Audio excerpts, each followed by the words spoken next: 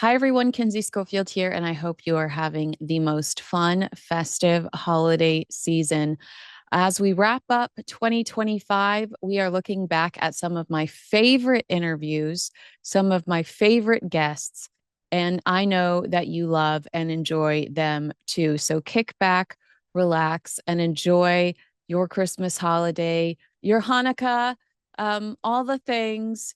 And I appreciate you and I look forward to seeing you again in 2026. Merry Christmas and Happy New Year. Hi, welcome to Heirs and Spares. I'm Kinsey Schofield. This is the show where we dissect some of our favorite royal couples, Prince William, Catherine, the Princess of Wales, and well, then there's the other one, Harry and Meghan.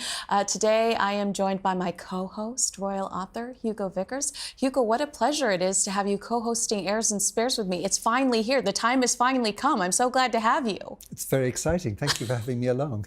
Well, you are one of my favorite authors and experts, so there's no one else I wanted to discuss this story with. I find this fascinating. The idea that Prince William and Catherine, the Princess of Wales, could break this 30-year-old royal rule for Prince George. The idea that the royal family can't travel together and that once they reach a certain age, which according to this article, and Graham Laurie, who used to fly the Prince and Princess of Wales when it was Prince Charles and Princess Diana, he says that once Prince William hit the age of 12, he started flying separately. And the reports are suggesting that William and Catherine have talked to their team and they don't see the value in that. They want to shake things up. What are your sources saying? Are you hearing something familiar? And if not, what's your reaction to that? Well, my reaction is they need to be very careful, and it has been a kind of a rule for ages. I mean, I think when the Queen and Prince Philip went to Australia, Prince Charles travelled separately all those years ago. And of course, the reason is that, you don't want, if anything can go wrong, and it can go wrong with a plane, that you don't want to lose the entire family. And in this case, of course, it's even more of a worry because guess who's next in line? No! The spare. Yes, so I think probably it won't happen. I think they have to be careful. I know that technology is so much better now and that there's probably, you could say there's more danger crossing a street than flying in an aeroplane. But even so, I think it's a pretty good rule. It was put in for a good reason. So this source says that perhaps they might just ask the king for his permission for certain occasions, whether or not it's okay. Is that how it works, where Prince William would have to call up his father and say, do you mind? Yes, I think that is how it works. And of course, the thing is that, of course, the other problem is that now they're also conscious about expenditure, that they very often fly on commercial flights. They could even go on like almost EasyJet or something. And therefore, without wishing to be disparaging, there's even more danger, you could say, than obviously if you're flying in one of the royal planes, the BA-146 or something like that. So it's a problem. I think they need to fly separately, to be honest. Well, I think your opinion is very valued here, so I understand exactly what you're saying. Do you remember the reports? Maybe it was last year or the year before. No. Oh my gosh, I can't believe how long the Queen has been gone. But do you remember the reports that Queen Elizabeth was nervous about Prince William flying the family? She wanted him to take a step back and perhaps, can you expand on that a little bit? He was doing, rescuing things. And of course, helicopters are even more dangerous than planes, because if something goes wrong with a helicopter, you've absolutely had it. I mean, a plane can very often land, but if the blades come off or something, the helicopter just comes down. So that's very dangerous. And that's always been the problem for the heir to the throne, that he has been sort of more protected than others. I mean, why, like Prince Andrew was able to go to the Falklands and Prince Charles would not have been allowed to do that because it would have been too dangerous.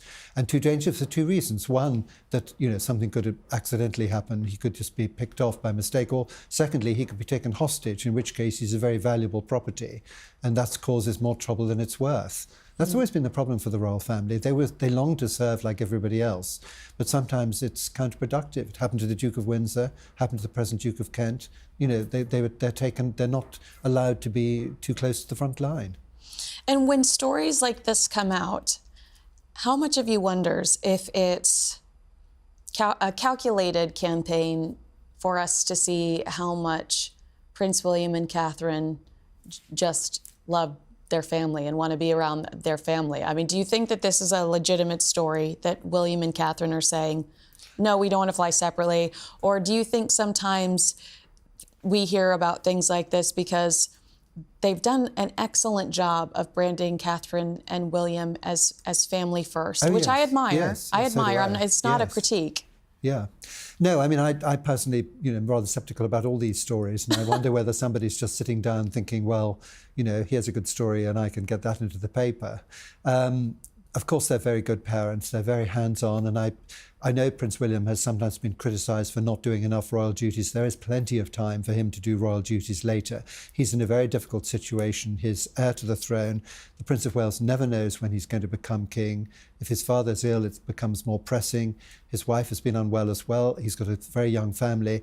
I know that they spend a lot of time going to school matches, being hands-on parents, and I'm all for it.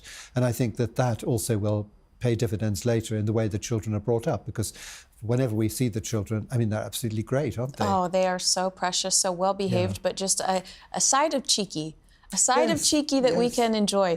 I love Prince Louis. I mean, I say this every time. My services, free. Let me hang out with Prince Louis. I will babysit forever. Speaking of Prince George's birthday, around this time every year, this story starts to circulate about how Prince William and Catherine are going to make a different decision regarding his schooling. They're going to sway a bit from the upbringing Prince William had, King Charles had. Do you have an opinion there? Is this modernizing the monarchy? Is this more of that family first brand? I think they will be doing what most parents do, and that is looking at a lot of schools, because schools change according to the headmaster. If you get a good headmaster, you get a good school. They'd be lucky to go to any of those schools these days, frankly. I'm not so sure they would have been lucky to do it 100 years ago, but they certainly would these days. They are very, very good, and they're like country clubs. The policy, and when I was at school, if you sneaked on somebody for bullying, you would have been a pariah for the rest of your life. Now, it is encouraged that people report bullying. So you can't change human behaviour, but you can change what's acceptable in human behaviour. So what I'm thinking they will be doing is going to look at the facilities of the different schools, at the accessibility, judging the headmaster and seeing what his concepts are, what he wants for them, and trying to find the best possible school for many reasons. At the moment, all three of them are together, and I think that's great, because I think that's very nice. I mean, I remember one headmaster saying he loves it when siblings are together, because they can talk about things, they can, kind of pool their information. Of course, Eton, which is where I was lucky to go to, is a very, very good school. It's always changing. It's always developing. I think, Prince George would be a natural for Eton. But Catherine went to Marlborough. That's another good school. She may well wish him to go there. And that, of course, would take girls, which I think Eton still doesn't quite. They might take Princess Charlotte. You never know. Right. They can break the rules for the royal children. They want to just give them the best education possible. That's right. If I were Prince George, I would want to go to school with the girls. Now, I want to read a lot of this to you because this was a very intense piece from the Times over the weekend. King Charles and the Highgrove Gardeners' exodus is what we're hearing about. So this is related to Prince Will. I stretched here. I tried to make it related to Prince William as much as I could so it would fit in the category. But we learned that in July of 2021, then Prince Charles secured long-term access to Highgrove by signing a 20-year lease through a company he created, Highgrove Nominees Limited. Now, he's just very passionate about these gardens. This is... He loves Highgrove. Yeah, yes. Some say that this is his legacy. These gardens are a part of him, an extension of him. One of my favorite Charles fun facts is that he talks to his plants, and I think it's working if you take a look at those gorgeous gardens. But explain to me why Prince William has become his landlord and how he's maneuvered this so that he can ensure that Highgrove belongs to him or stays in his possession for the next 20 years. I think it's because the Duchy of Cornwall bought Highgrove for Prince Charles, and of course, the moment that he became king, Prince William became Duke of Cornwall and therefore in charge of the Duchy of Cornwall. In fact, of course, that means that Prince William has suddenly became incredibly rich after the Queen died, and the King, who relies on private money from the Duchy of Lancaster, got rather less, but no doubt he put a certain amount aside.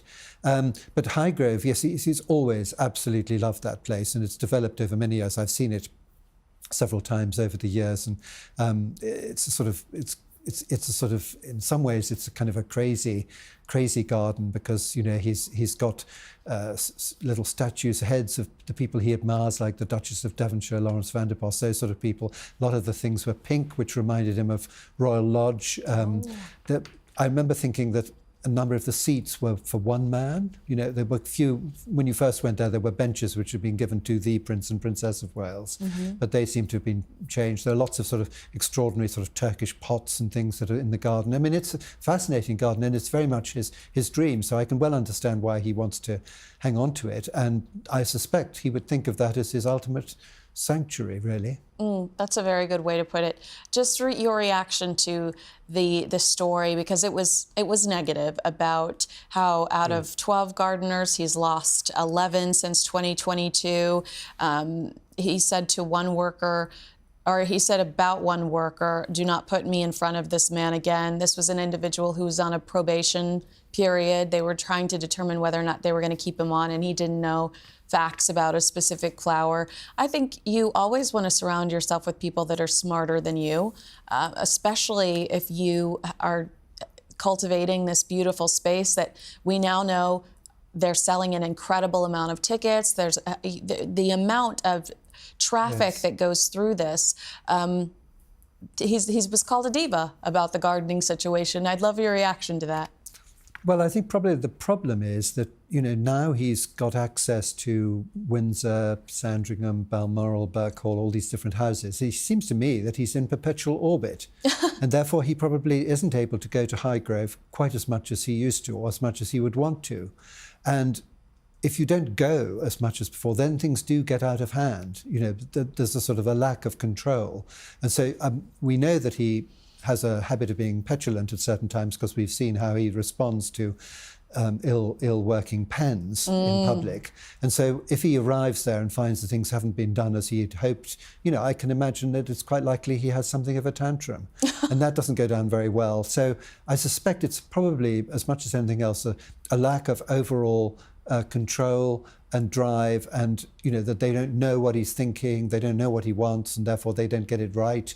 And so he goes down there and he's unhappy with what he finds, and now they're all unhappy too. I think that's just a natural thing that happens, but it's a pity. And I mean, what's interesting, of course, is why the Sunday Times should suddenly decide to go for him on this matter, when, he is still having cancer treatment. He's still got many other things to worry about on his plate, and it I'm seems glad to you me said that. a little bit unfair, really. I'm glad you said that.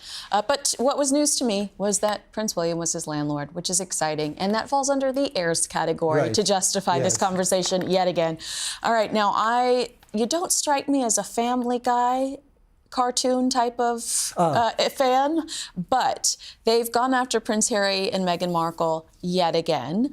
And this one was interesting. The episode's about time travel, and Stewie says to Brian that he wants to, if they're going to time travel, they have to ensure that they don't change the course of history. And Brian says, you say that, but history pretty much sucks. They mention Hitler, the Crusades, before Stewie chimes in, Prince Harry marrying Meghan Markle. And then it's a jump cut to Prince Harry, who yells again before turning towards the camera with his hands on his hips and says, "Oh, like all your wives are so much better." You've done a lot of reporting and book writing, I should say, on Hollywood icons. Meghan Markle certainly thinks of herself as a Hollywood icon. How does this hurt the image, the brand, to really become a punchline in Los Angeles? Well, I don't know. I seem to think that she just likes any form of publicity, as far as I can see. And they always say all publicity is good publicity. I imagine that it could be irritating, but she'll probably turn it round in some way. We just hear every single thing she does. If she sends a bottle of rosé to somebody, just everything is discussed. The meeting with the various advisors the other day. Does this mean there's going to be some sort of reconciliation? It just goes on, and I just wonder when it's going to stop. Ugh. Because I think at some point people are going to get bored with Meghan Markle. You're not already? Well, I am in many ways, yes.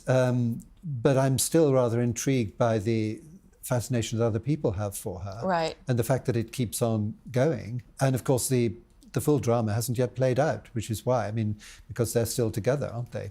Well, yes, what's to come. Yeah. But there is a difference, and I even felt this in your book about Vivian Leigh. There's a difference between famous and infamous.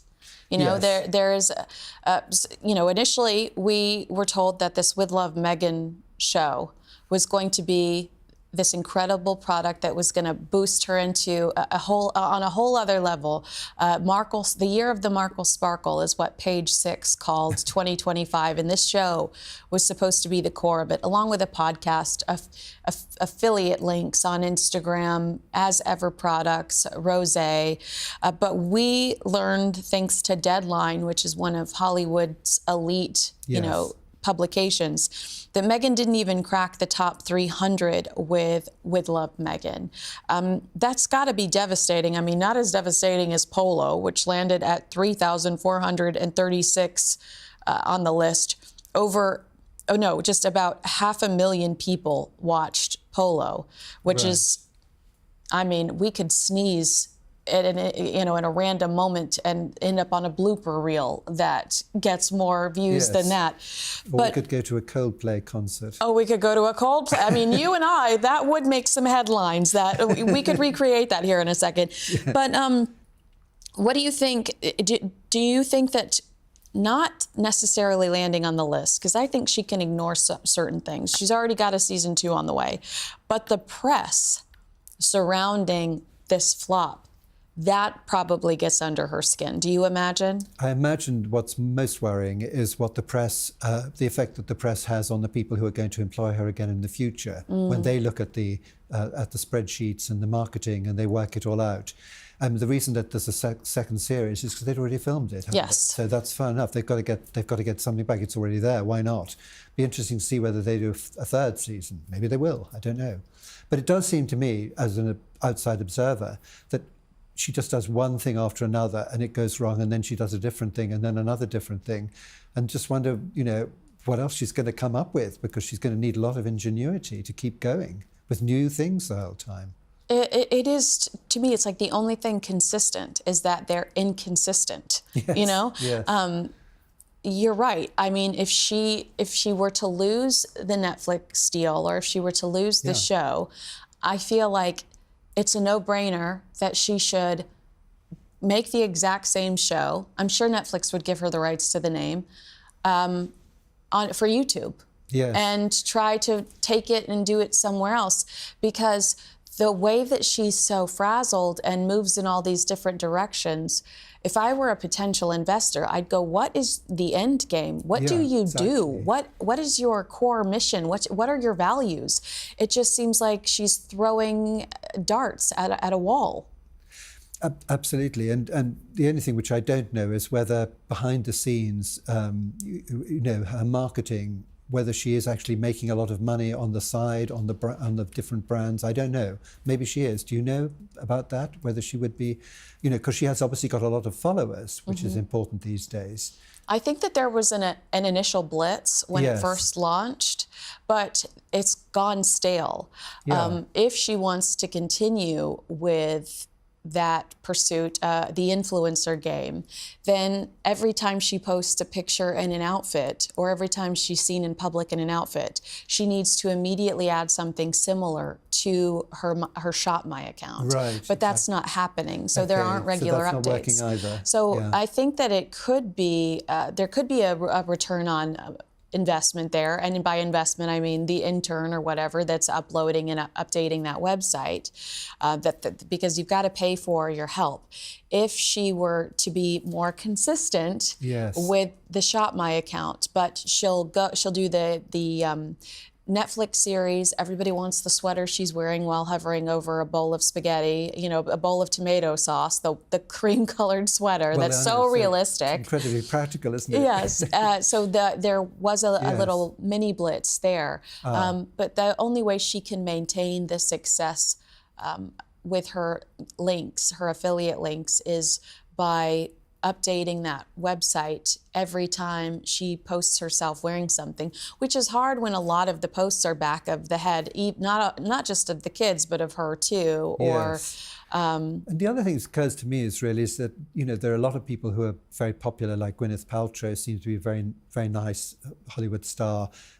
She's fairly tarnished, isn't she, by the things she said and the kind of the accusations that she's thrown out at the world. I mean, I don't think we think she's a very nice person. So that surely is also a part of it, that we don't really want to buy things from somebody like her. Well, that's always what I've said. I feel like had she launched this brand and this pursuit of joy in 2020 or 2021 or 2022, first of all of the hacks, all of these little lifestyle things, we would have eaten up if we were stuck in our homes during COVID. Yes. Do you know what I mean? Like, okay, well, we're stuck at home, so let's make some frozen ice. I mean, we would have but the fact that she went after the British royal family initially, first impressions matter, and that was one of the first times she opened her mouth for a lot of us, and we spent a significant amount of time with her, and she came off bitter and resentful and full of vengeance, and I know she was trying to come off as Diana in the Panorama interview. Yes. Like authoritative, and I'm going to defend myself. The black coal makeup. Oh my gosh, the panda eyes, exactly. But it was too much of a contrast, the Oprah Winfrey interview to this pursuit of joy. And it wasn't just Oprah, it was a Netflix series, a couple of interviews where she still seems kind of bitter about what's happened. I didn't sign an NDA. And then all of a sudden she's happy. And it's hard for us to digest that transition. So it was a sharp transition. Yes, I think so. It would be interesting luckily we will never hear what her first husband says about it all, because he's a very discreet man and has, disappeared quietly into the background. But I don't think he'd be very surprised by anything she came up with. That's my view. I mean, and she is an actress, so she's always playing a part. But does it surprise you at all that Suits continues to dominate on Netflix? Suits dominates like more so than their original series. Does that surprise you at all to know that? Well, I mean, I watched Suits because I wanted to get to know her, and then she played a rather a nice character in that, and she was rather good, I thought, in Suits. But so they're still doing another series, and that's still just as popular. Just cancelled. Oh, just cancelled. Yeah. Okay. And they say that the original production crew are angry with her for not making an appearance because they felt like that could have saved season 1 of Suits LA. I mean, she's in LA, Suits LA. It doesn't, I mean, why not just pop in even if you're just a receptionist as a joke or something? I don't understand why. Yes, exactly. It's beneath her now. But I do wonder, do you think that Netflix holds on to her because they're anticipating a breakdown of the marriage and they want first dibs, or because they see the value in her based on her Suits history or her history as an actress? Because the Heart of Invictus, Pearl canceled, the Polo series, Live to Lead, nothing really hit the way that the Harry and Meghan docuseries hit. Well, I don't know what sort of contract she's got with them, and I imagine that the lawyers are hard at work, but I would think it would be the former rather than the latter. But I don't know if they will hold on to her. I mean, that'll be the interesting thing. I mean, I do think they would be extremely worried because they have a very, very expensive lifestyle.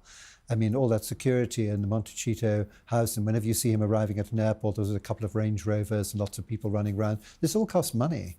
Right. And it's got to keep turning on the whole time. The only reason why I think Netflix will continue with the relationship is because they're allegedly big investors in As Ever. So there's a side commitment there, and it would look silly. It would look like they didn't believe in this entity that they have invested in if they were to cut her off from the production side. Yes. And whatever happened to Meet Me at the Lake? We're just over here waiting for Meet Me at the Lake. They bought the rights to that book about the couple in Toronto. It just feels like they announce things so prematurely. Yes. And they never come to fruition. Yeah, exactly. do they need to call us? Do they need to, are they looking for better consultants? I don't know what they need to do, to be quite honest. It must be, I mean, they're stuck, aren't they? They're stuck in this kind of rut of celebrity, and which means you have to reinvent yourself the whole time. You need to come up with new ideas. I mean, you have to keep yourself in front of the press, which they're very good at, it seems to be, in the press. But I have a horrible feeling, knowing the way of the media, that the media will suddenly get bored. You know, I mean, the media did occasionally chase Greta Garbo around New York when she was walking around, but because she was wearing dark glasses and her coat turned They gave up. Well, no, but they knew exactly who she was. If she'd wanted to be completely anonymous, she could have just worn something different. Well, that's a very good point. Well, agree with us, disagree with us, let us know in the comments below.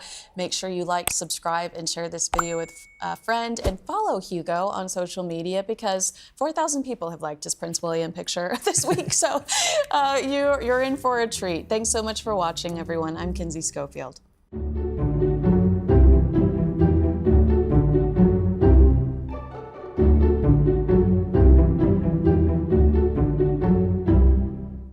You know, this is one of my favorite products. This holiday, while others are chasing the rush, find your sense of calm with Peak. Peak is a luxury wellness brand powered by rare plants and cutting-edge ingredients, offering the perfect remedy for the season's hustle and bustle. Their science-backed botanicals, minerals, and vitamins support metabolic function, immune health, sustained energy, and radiant skin. In this festive season, choose serenity as the ultimate luxury with Peak. One of their newest essentials, the Deep Hydration Protocol, is a day-to-night electrolyte system that keeps your body and skin hydrated while promoting better sleep. Enjoy a focus boost without jitters or crash. The natural balance of caffeine and calming compounds keep you centered and alert all day long. Nutrients in their matcha help curb sugar and hunger cravings, making it easier to stick to your wellness goals. Now, I have been using the Deep Hydration Protocol every night for the past 2 months, and my skin has never looked so plump and dewy. I wake up looking and feeling like I got enough sleep. Ready to gift the glow? Unlock 20% off for life for yourself and everyone on your list. Give the gift of glowing health this holiday season. Get started at peaklife.com/Kinsey. That's PIQUE life.com/Kinsey.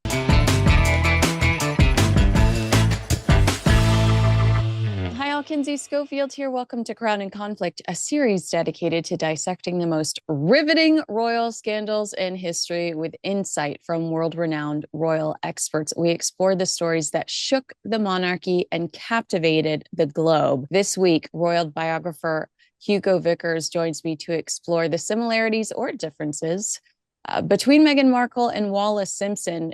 I mean, two women that absolutely captivated the globe. Hugo, you are a level expert when it comes to talking specifically about Wallis. Can you, before we get, I'm going to go rogue in a second and ask you about Prince Harry, because I'm honestly curious as a friend to hear what your opinion is here. But can I get a little bit about your backstory when it comes to Wallis Simpson? You slept in the same house that she slept in at one point. I mean, you have an incredible history when it comes to Wallis. Well, I was very lucky because when I was very young, I was sent over to the house in Paris to get a simple biographical bit of information, really, about the Duke and Duchess. Actually went there in May 1972, the day before the Queen visited him. And so the house was in a fever of activity, and people were ringing up the whole time, and it was all very dramatic. And of course, he died 10 days later. I was on duty for his funeral, lying in state. And suddenly the gentleman usher said, "We have a huge problem. The Duchess's secretary is coming over and none of us know what she looks like." And a little bit like a figure in Oliver Twist, I said, "Oh gosh, I met her last week." "What?" You know, then they said, "Well, you look after her." And she said to me very politely, "If ever you come to Paris again, do come and see us." And of course, I took that as a golden opportunity, made friends with both the private secretaries, and got rather involved in the whole saga of what happened to her after the Duke died, which led to a book that I wrote, which is called At the Moment Behind Closed Doors, and has inspired the new film, which is coming out shortly, called The Bitter End, with Joan Collins and Isabella Rossellini, which will be an amazing film, which we must all look out for. Oh, Joan Collins. The woman is aging backwards. You've spent time with her too recently due to this book becoming a movie, right? Yeah. I'm not allowed to talk about it, but yes, Oh, well, yes. does she look as good in real life? Well, actually, I did. I met her at the King's coronation. She does. She does look as good in real life as she does on the big movie screen. She's incredibly gorgeous and she's very smart and she's kind. She's terribly nice. She's much nicer than her dynasty image, which perhaps has made people think that she's that sort of a person. No, she's very, very nice and very, very switched on.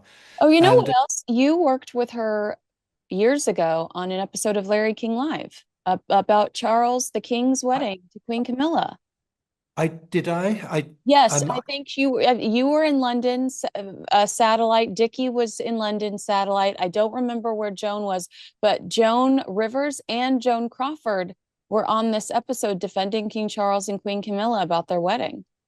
Joan Collins, Joan Rivers, certainly, yes. And of course, when you were on Larry King Live, you always had to be looking into the screen, even if there was somebody sitting next to you, because he did these little boxes. So I did appear on that with people like Nancy Sinatra, and Joan Rivers was again incredibly. She was incredibly nice. I met her in New York because I happened to be there. Normally, we did it at 2 in the morning, so you needed a brick to hold your head up, because it was always live at 9 o'clock from New York time. But then when I was in New York, I did it at their time. That was much easier. Oh, I'm sure. I'm sure that that was a bit of a break. All right, so I warned you that I was going to go rogue, or rogue before we get into Wallace Simpson and some of her history.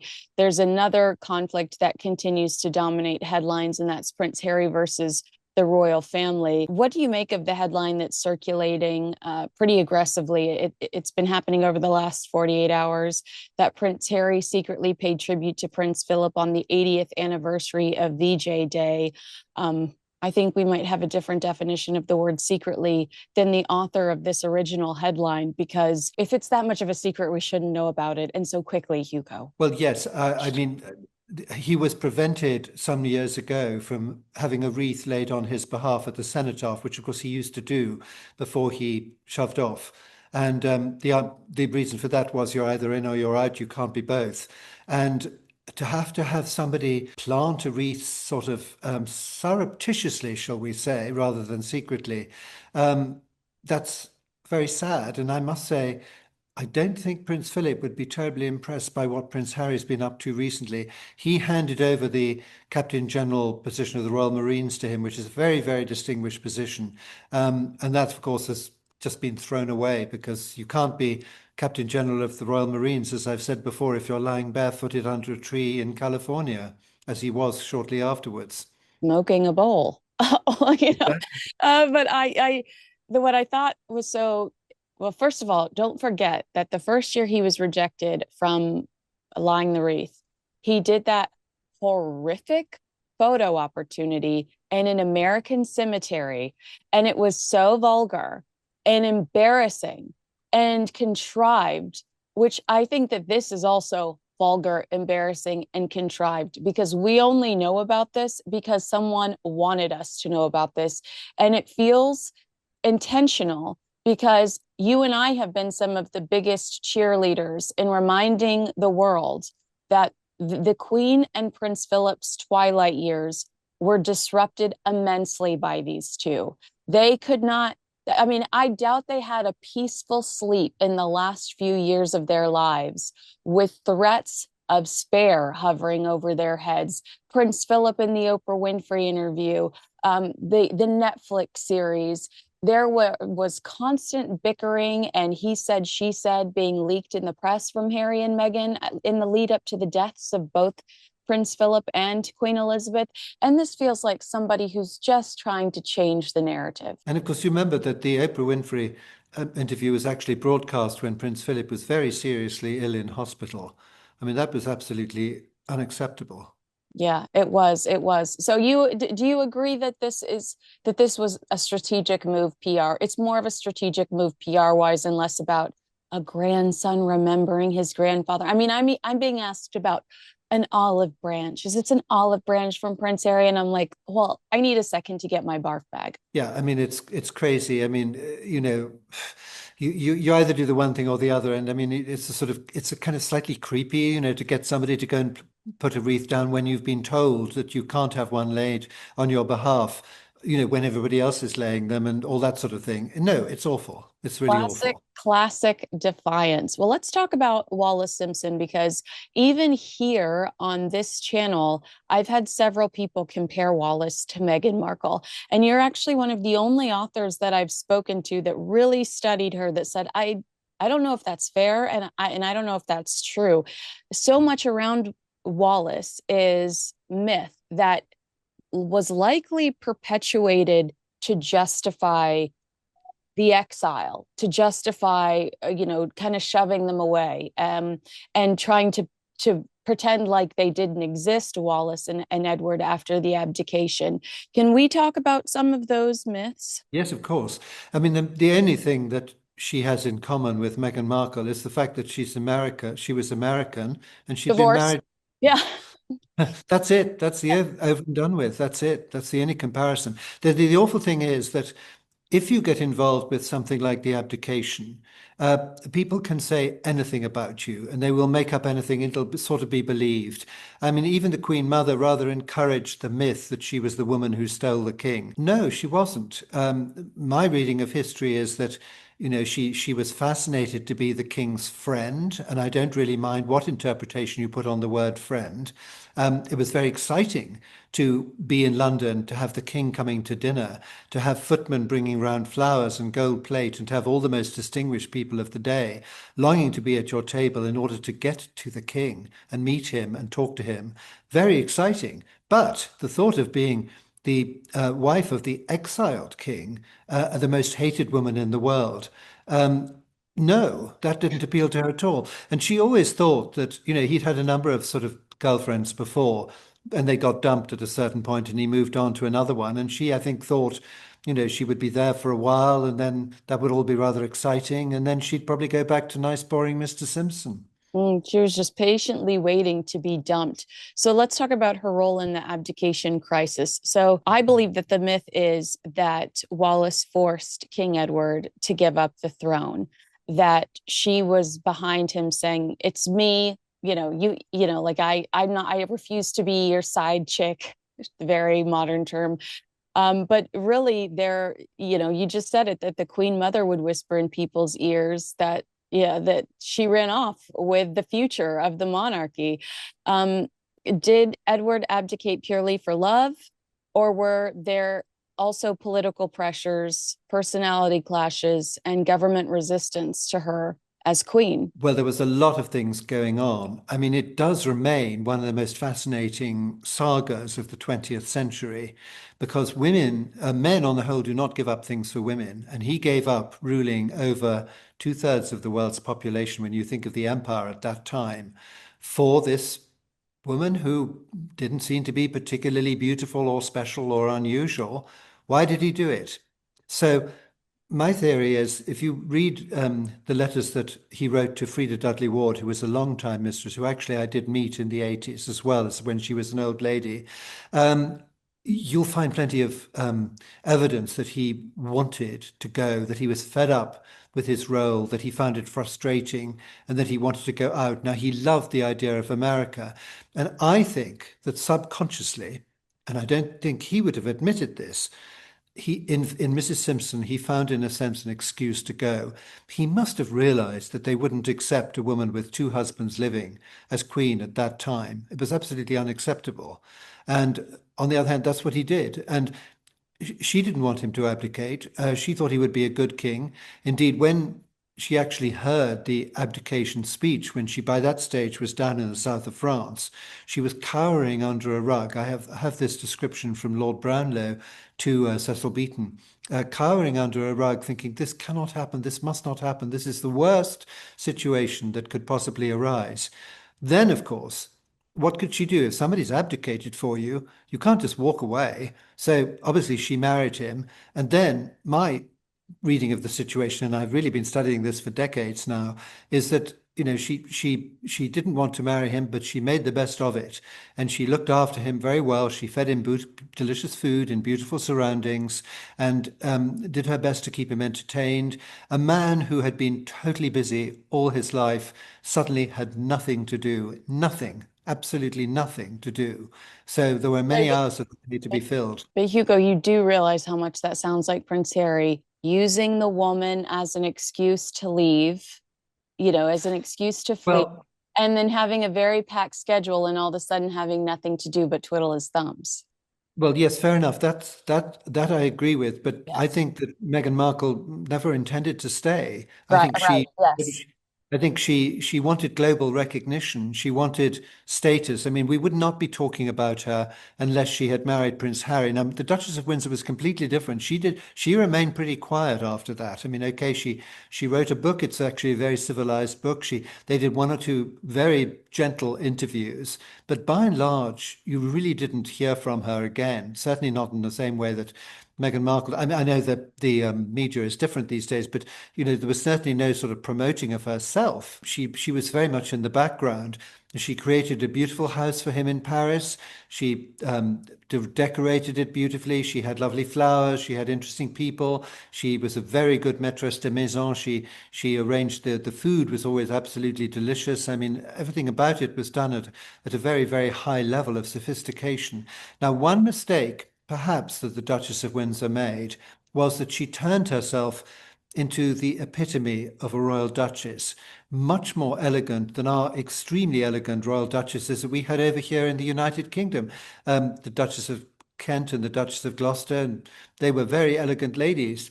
But the Duchess of Windsor was yet more elegant than they were. And she created like a mini court in exile for him. I mean, if you went to the house in Paris, it was full of coronets, it was full of reminders of who he was. There were portraits of Queen Mary all over the place. And that, by the way, was also interesting. A lot of pictures of the Duke's mother, who had never ever received her. That's very dignified. She might have said, I don't want this picture of this woman in the house. No, she appreciated he would miss his mother. So there were lots of pictures of her, lots of pictures of Queen Mary.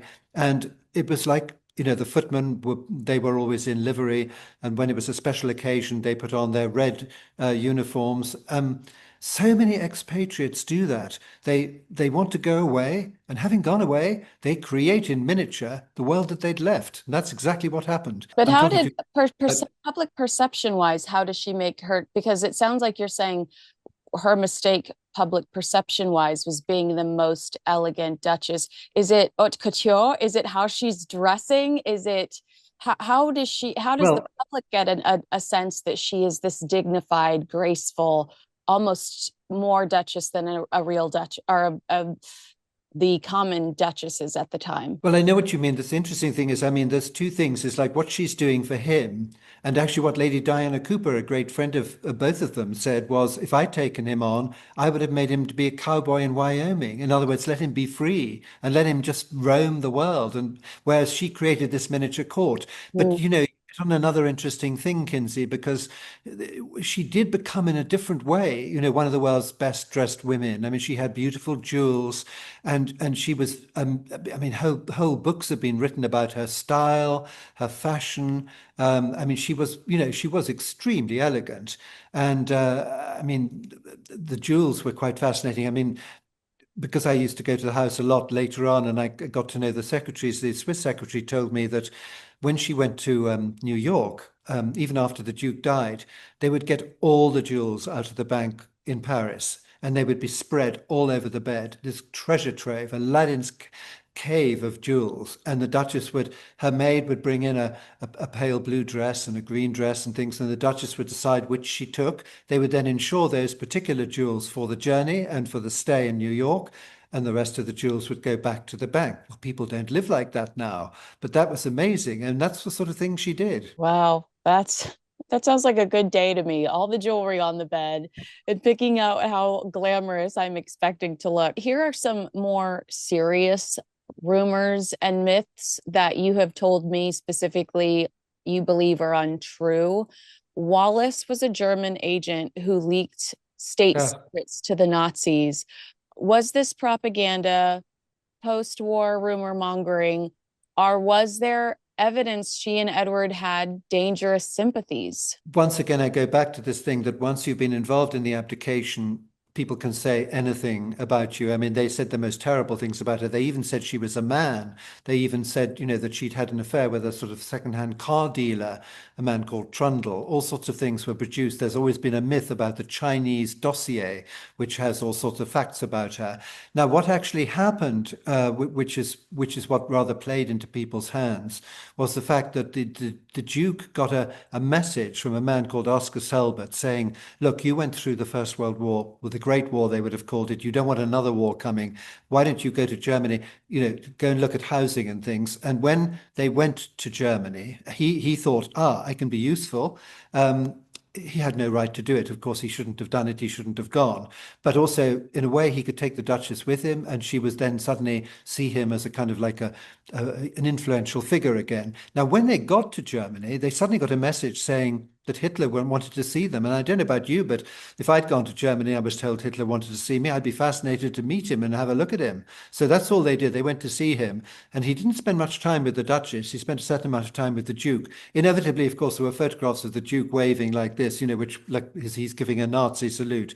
No, nothing more than that. He was just trying to do a certain amount of good. And then, of course, when he was then meant to be doing other things for this Selbert Wenner-Gren organization, but when he realized what they were up to, that they were using him as a pawn, he backed away. Mm.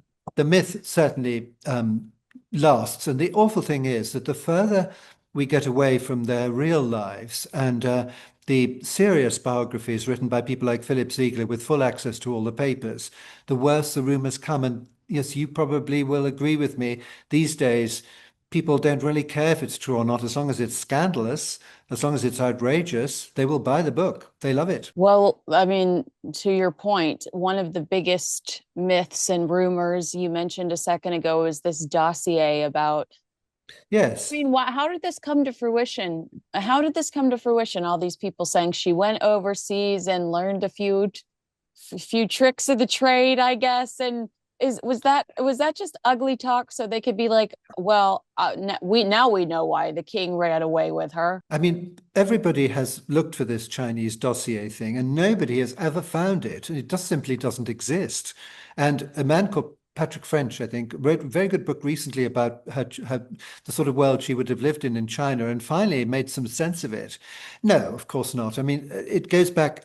Sorry to keep repeating myself, but like once you're involved in the abdication, anything that possibly Anything can, goes. anything goes. I mean, it's what happens. It's terrible. I mean, they did such a good job back then of hiding this relationship from the British public while it was, I think, pre social media. They did such a good job of hiding this relationship from the British media while American media was screaming it from the rooftops. We'll never see that kind of protection when it comes to the British royal family ever again, will we? No, I mean the newspaper editors all kind of got together and agreed that they would not report it. And I believe in those days, copies of American newspapers would arrive with the article cut out. I mean, who actually did all that? I don't know. But there was this incredible censorship. And of course, people in society knew about Mrs. Simpson, but the world knew nothing about her at all, really, right up until December 1936. And then, of course, inevitably, eventually, I mean, there was this silly bishop who made a sermon and sort of said that he was really more worried about whether the king went to church or not, and this became the excuse for breaking the embargo. And then, of course, it all moved very, very quickly. And what's so fascinating is that, actually, in my opinion, the king abdicated pretty honorably. He didn't make a big fuss. He didn't fight his corner. He just went.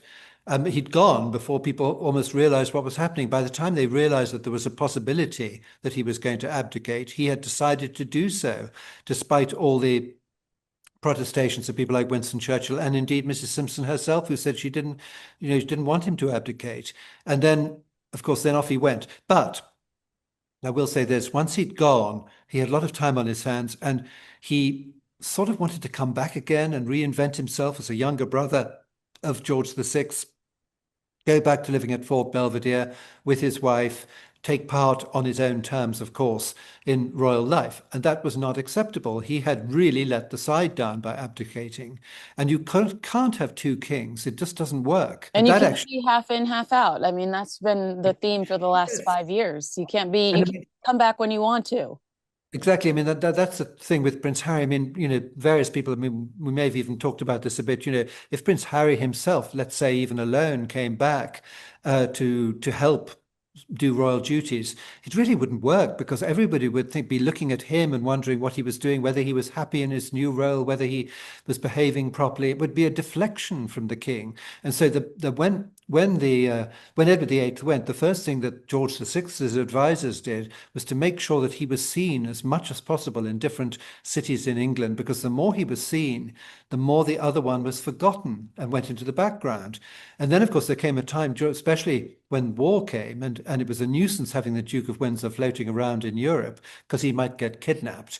Churchill said to him, "You must come home." But he had these two stipulations. One was that there should be a meeting with the King and Queen, with the Duchess of Windsor, and it should be recorded in the court circular. And the other one was he wanted the title of Royal Highness for her. And so basically they all just said, well, quite, we're not going to do that. So they had to stay away. He could have come back to England if he'd wanted to, but no. So then when Churchill told him in the war, you've got to come home, and he said, not coming home unless blah, blah, blah, blah. Then Churchill wrote to him and said, "Sir, by your own volition, you're a serving Major General in the British Army," which was the role he'd taken. "May I remind you of the dangers of disobeying military orders?" And he Mm. left the Duke to stew overnight. And I've seen the notes the Duke made, whinging and whining and wondering, how he could wriggle around that. Guess what happened the next day? Churchill wrote to him, "Sir, I have it in my power to offer you the governorship of the Bahama Islands." In other words, you corner your man and then you fling him across the Atlantic into the Bahamas, where, by the way, he did a pretty good job with the woman he loved at his side. So that's one of the myths, the exile narrative, that they were exiled victims, shunned unfairly by the royals, and or was it Edward's stubbornness and Wallace's reputation, or and political missteps that Well, made yeah. reconciliation impossible? Like that's what you're saying. It was kind of all of the above. Yes, I mean, they wanted him out of the way because they didn't want him to be kidnapped. And, he hadn't been trained as a governor, but I've seen some of the reports that he sent back. They were very good. And eventually, of course, there were problems in the Bahamas because there was the Harry Oakes murder. Well, he wasn't trained to deal with murders. And there's I mean, there are many, many books on the subject of that. And there were, of course, as you can imagine, there were some pretty slippery characters who'd gone to the Bahamas to escape the war, who are lurking around, and sharks in dangerous waters, really. So the poor Duke was at times, I think, a little bit out of his depth, but by and large, he actually did do a good job. Even Philip Ziegler, who has got very little good to say about him, said that point, that people like Tommy Lascelles and Alec Harding would have been very surprised at how conscientious he was when he got his own way and he had his wife with him. And she even Queen Victoria's granddaughter, Princess Alice, Countess of Athlone, said that the Duchess of Windsor did up the governor's house incredibly. Look, it was beautifully done. Beautifully decorated. I mean, the style and so forth. So there she was. But they never gave them another job after that, and he would have liked it. And the one conversation I would have loved to have overheard would have been when Tommy Lascelles, George VI's private secretary, came over to Marlborough House. He was staying with Queen Mary. The Duchess wasn't there, and to say to him, "Sir, I understand you're enjoying a wonderfully happy married life with your wife, and no one is happier than I am to hear this. And I do know that you gave up an enormous amount in order to make this possible. But could I just point out that your brother, who, unlike you, sir, was not trained for the job, has been landed with the most difficult job in the world, thanks to this, so that you could enjoy this marital happiness. Would you do him just one more good turn and go away?" And basically, the Duke did go away. He settled outside in Paris. He bought the mill. He loved his garden. They lived in Paris, and then they used to go to America, and they traveled quite a lot. And they led basically, an elegant but rather pointless existence. Oh, that's a pretty great description. When they're are the debates about the royal family's hatred towards Wallace and Edward, I've seen classism, Edward's own strained family dynamics, or is it simply twice divorced American woman? Not what I mean, you think about Princess Diana, there were headlines about her virginity at the time.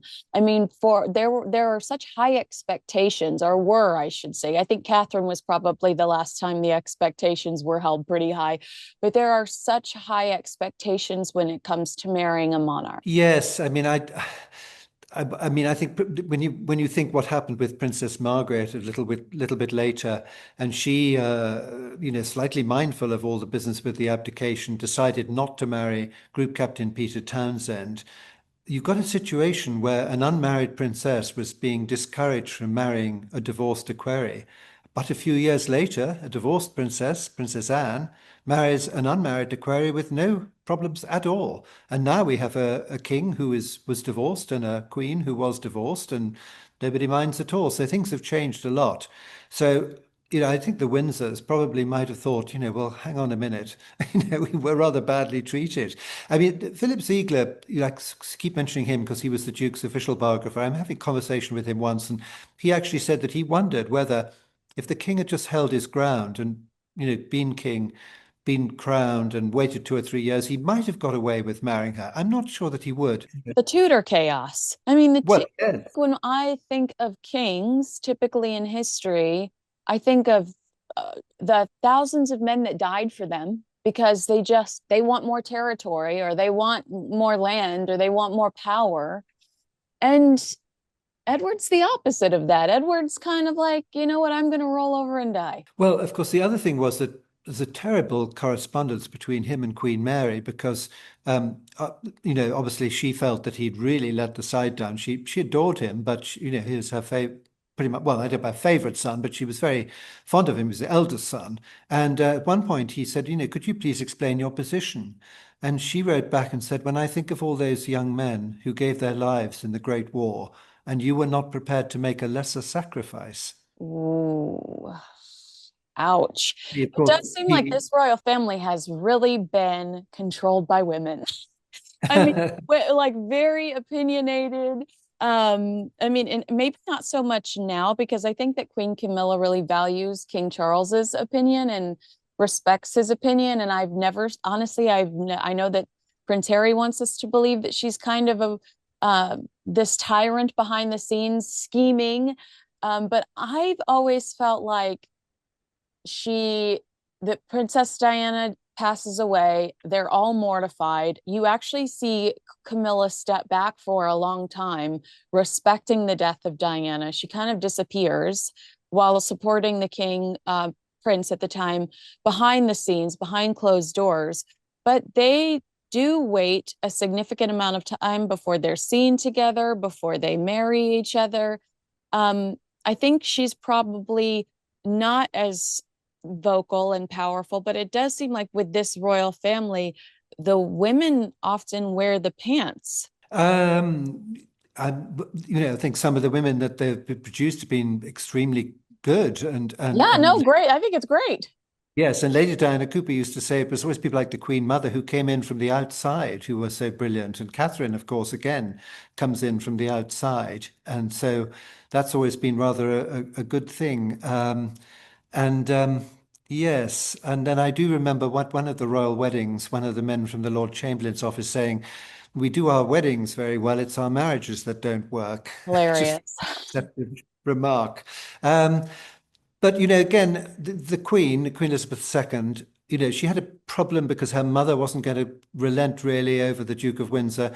But I've seen letters that she wrote to the Duke of Windsor, and they're very friendly and affectionate. And she asks after Wallace by name and love from Lilibet and things like that. And of course, when it came to the thing which particularly exercised him was where he was going to be buried.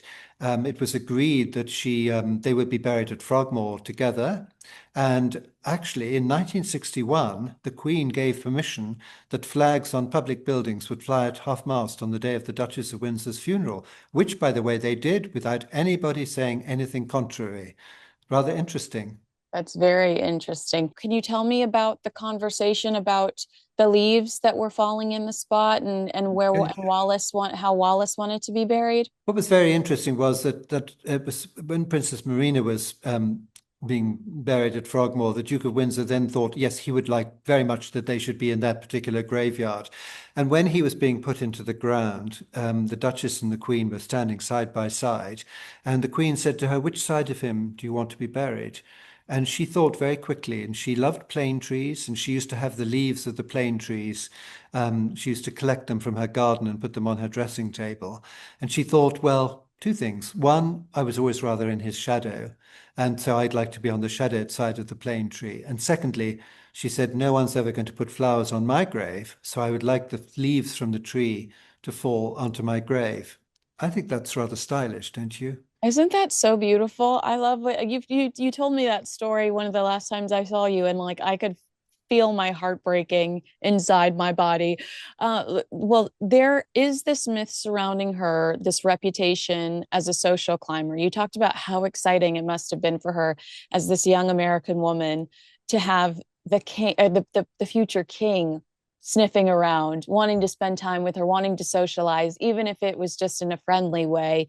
This idea of the ambitious gold digger. You say that that's absolutely not true, and I do think that that's one of the reasons why people compare her to Meghan, who I do believe is an ambitious gold digger.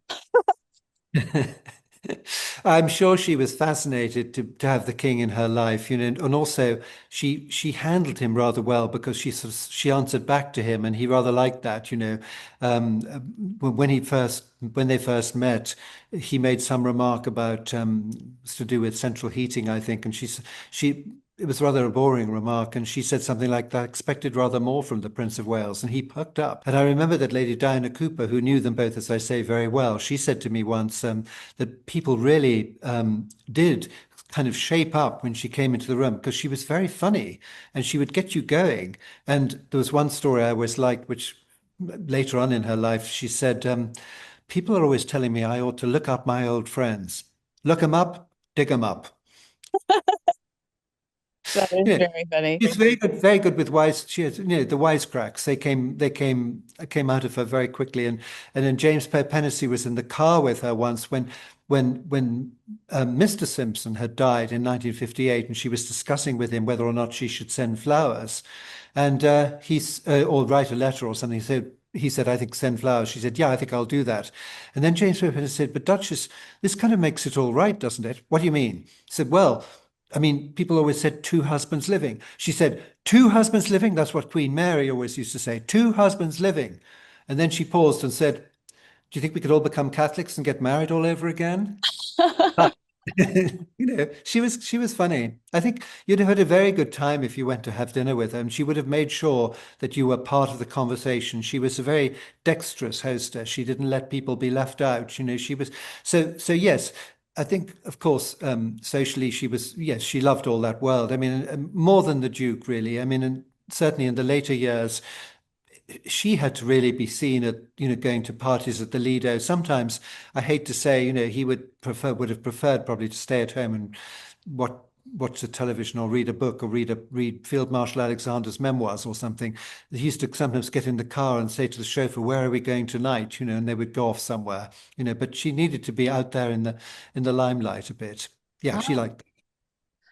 Well, I mean, it was a pretty lonely life though, so I can justify that, feeling dismissed by, well, I mean, That. feeling so globally rejected. Yes, I'd want to be seen. I'd want to be seen as it would be a way for me to make sure that people knew I wasn't the woman that they were saying I was behind closed, like the whispers weren't true. Yes, and then the other thing, of course, was that again the Swiss secretary told me a rather interesting story about how whenever we're talking about late 60s, early 70s, before the Duke died, obviously, that when she went to the hairdresser, she'd come down the stairs at the house in the Bois de Boulogne. He'd come down in the lift, and he'd be there to see her into the car and close the door. And then the Swiss secretary said, wasn't it wonderful? When she came back from the hairdresser, there he was on the steps waiting to open the door for her and see her in. Well, I know what she means by that, but if you want a spaniel, don't marry one, buy one. I mean, the thought of him following her around the whole time must have been very claustrophobic, because I think he realized that he'd put her into a very difficult position. He had allowed the world to think of her as the most hated woman and all those sort of things, and he hadn't sorted out the deal. He hadn't he could probably have fixed it that she should have been an HRH or something while he was still king. Maybe, I don't know, maybe not. But he didn't really, he went too quickly. He hadn't sort of sorted out all his plans on her behalf. And then he realized that, his family weren't going to come to the wedding. They weren't going to receive her. They didn't really want to know. It must have been very upsetting for both of them. Yeah, I agree. But the Spaniel story always or also reminds me of Prince Harry, the Instagram boyfriend now that we see following Meghan Markle around taking pictures and video of her for Instagram. I'm like, get a job, Harry, get a real job. Can I ask you about Wallace's portrayal in pop culture? I know that I doubt you liked the movie, but I loved Madonna's We. And then The Crown, when you watch it, do you just recoil because you don't agree so much with the way that she is presented in pop culture? Well, I hate The Crown because basically it's beautifully filmed, well scripted, well acted, wonderful actors and actresses, wonderful sets, lavishly produced, but fundamentally dishonest because a lot of the things that they put in there didn't happen. I indeed have written, taken every single episode apart, 60 episodes, and available on Kindle, I think very cheaply, a couple of dollars, called The Crown Dissected. So I don't like the way she's portrayed in that. I didn't also not like the way Madonna portrayed her. Not even sure I really think that Cynthia Harris in the Edward and Mrs. Simpson with Edward Fox, which was a wonderful production, you don't really come away liking the Duchess very much from that either. So, there's still a lot of turning the world's view about her around. I mean, I do see her ultimately as a sort of victim of this saga. And of course, certainly at the end of Edward and Mrs. Simpson, when the car drives away, you think, oh God, did it have to end like that? Where are they going? What's going to happen next? Into this. And they were locked together, because of this thing that they had done, for 35 years.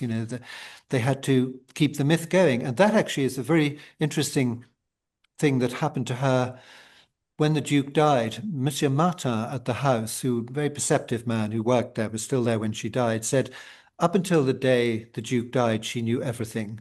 And after the Duke died, she knew nothing. By which I mean she'd been so busy kind of perpetuating the myth of the greatest love story of the 20th century.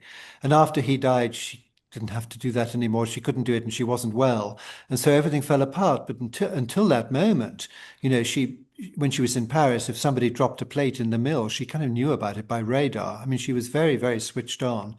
And after that, she was very switched off. And it was very sad. She had these 14 years of absolutely terrible, terrible life when her lawyer moved in, locked her up, and eventually she was on a life support machine with tubes in her nose and things, and just being turned to the left, turned to the right, not able to see anybody. It must have been absolute hell. Oh, and that was so that her attorney could like spend her money and abuse her power of attorney, right? Or will I get in trouble for saying that?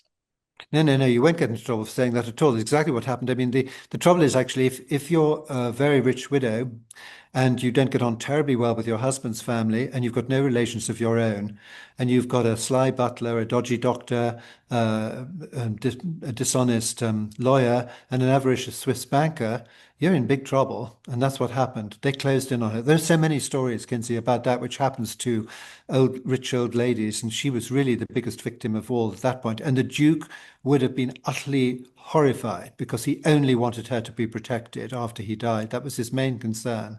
And Metro Bloom sort of managed to persuade her to sack the English lawyer, and then she took over. Then she got rid of the American secretary, John Arter, and then she got rid of the Swiss secretary eventually. And at that point, she took complete control and locked her up, basically. I think that's an entirely different episode of Crown and Conflict. I feel like that we could spend a whole show talking about that. And we should talk about it maybe when the film comes out, because Yeah. that's obviously what the film is always going to be about. It's a Okay. very interesting saga. Can you tell me before we go about the charms? I always loved that he would give her these little charms. I thought that that was so romantic. But there's a whole, different narrative really about the jewelry and the little messages and all those things. And yes, I mean, I'm I guess. clearly just a girl that never gets any jewelry, Hugo. Let me live. Okay, let me live through Wallace. Well, Butler and Wilson do a very good line in Flamingos, like she had, and there's some very lovely things that you can get, which look very like her jewels. I mean, she really, I mean, some of the jewels, that particularly the flamingo, she wasn't really associated with that during her lifetime. There are only about, I can think of about 4 or 5 pictures of her wearing it, but after she died, it became the great sort of iconic image. But likewise, too, yes, I mean when they were having the big sale in Geneva, I mean, all the dates were examined. People like me were wondering, what happened on that particular date and what this particular word meant or whatever this message was.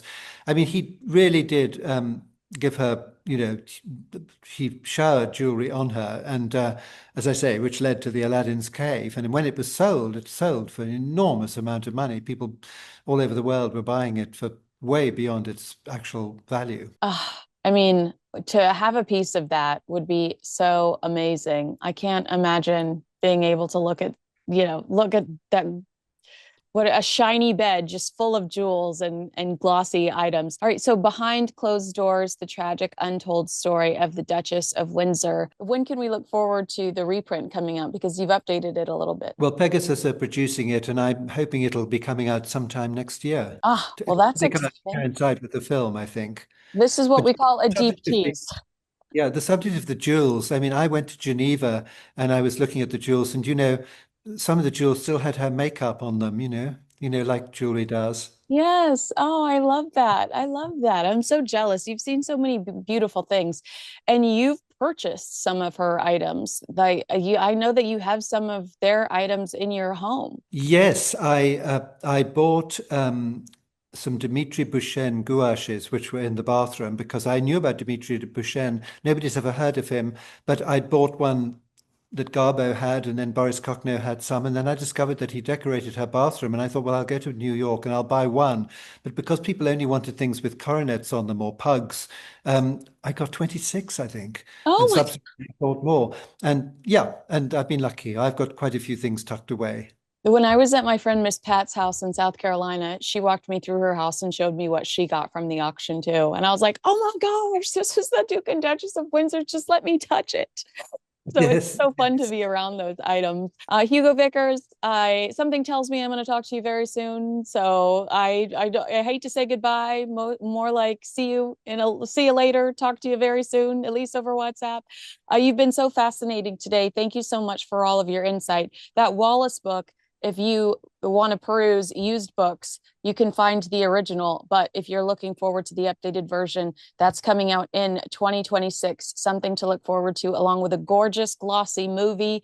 And Hugo, it's been so fun to pick your brain and find out the truth about Wallace Simpson. Thank you very much. Always a pleasure. Agree with us, disagree with us, let us know in the comments below. Make sure you like, subscribe, and share this video with a friend. Thanks so much for watching. I'm Kinsey Schofield.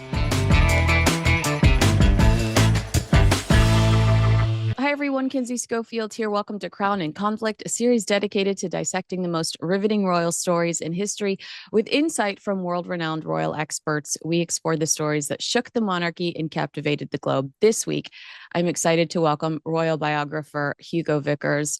Together, we are remembering Her Royal Highness the Duchess of Kent, which I had several people reach out to me saying, I'm so curious about this woman. So I knew that you were the perfect person to explore her history with. Do you mind if I ask you a couple of unrelated stories off the top so we can catch up on some current events before we go into honoring the Duchess of Kent? We've got to do the conflict before the crown. That's the truth. Is that not the truth? All right. So Prince Harry trying Yeah. to force this half in, half out royal lifestyle with his latest visit to the UK. That's how I saw this as I watched him do conflicting tours with Prince William. In the same 24 hours, we see Harry with young musicians, Prince William, the future king with young musicians, the donation.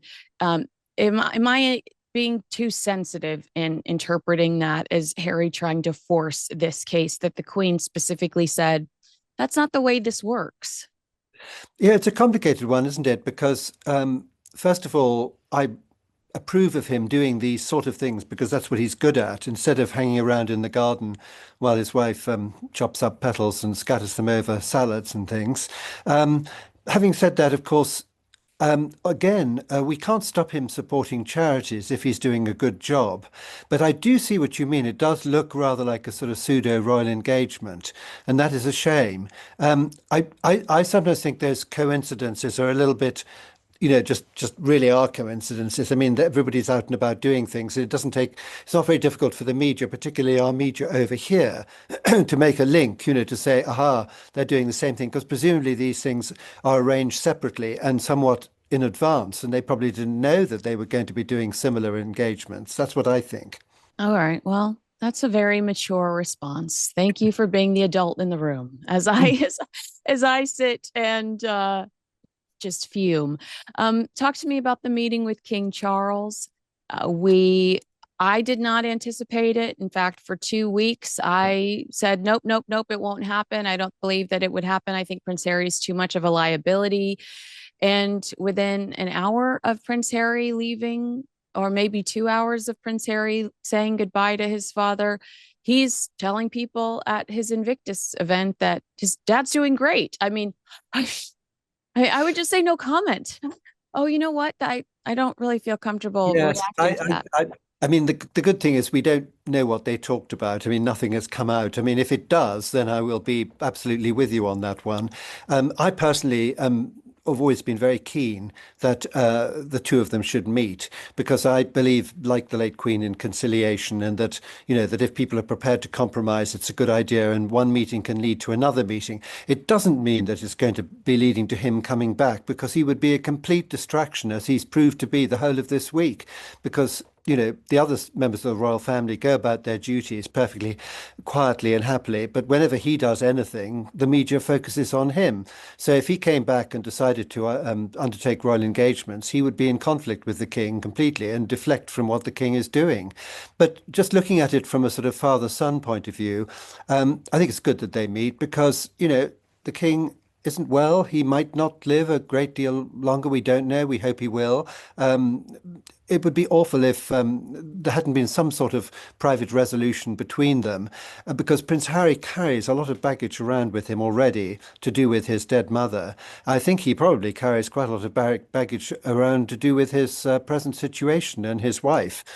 So if his father died with him still thinking that they were on really bad terms, that would be awful. I mean, it's just going to be the same for the children who haven't met their grandfather.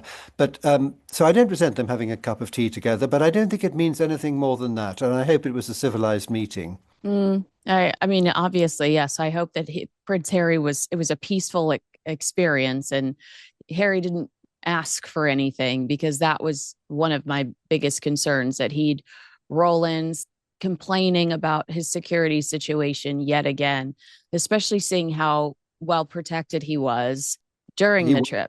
He was, exactly. And I think he always will be, especially if he was in any danger. But the fact is, he cannot expect to have blanket security paid for by the taxpayer when he's doing absolutely nothing of any use for this country at all. Absolutely out of the question.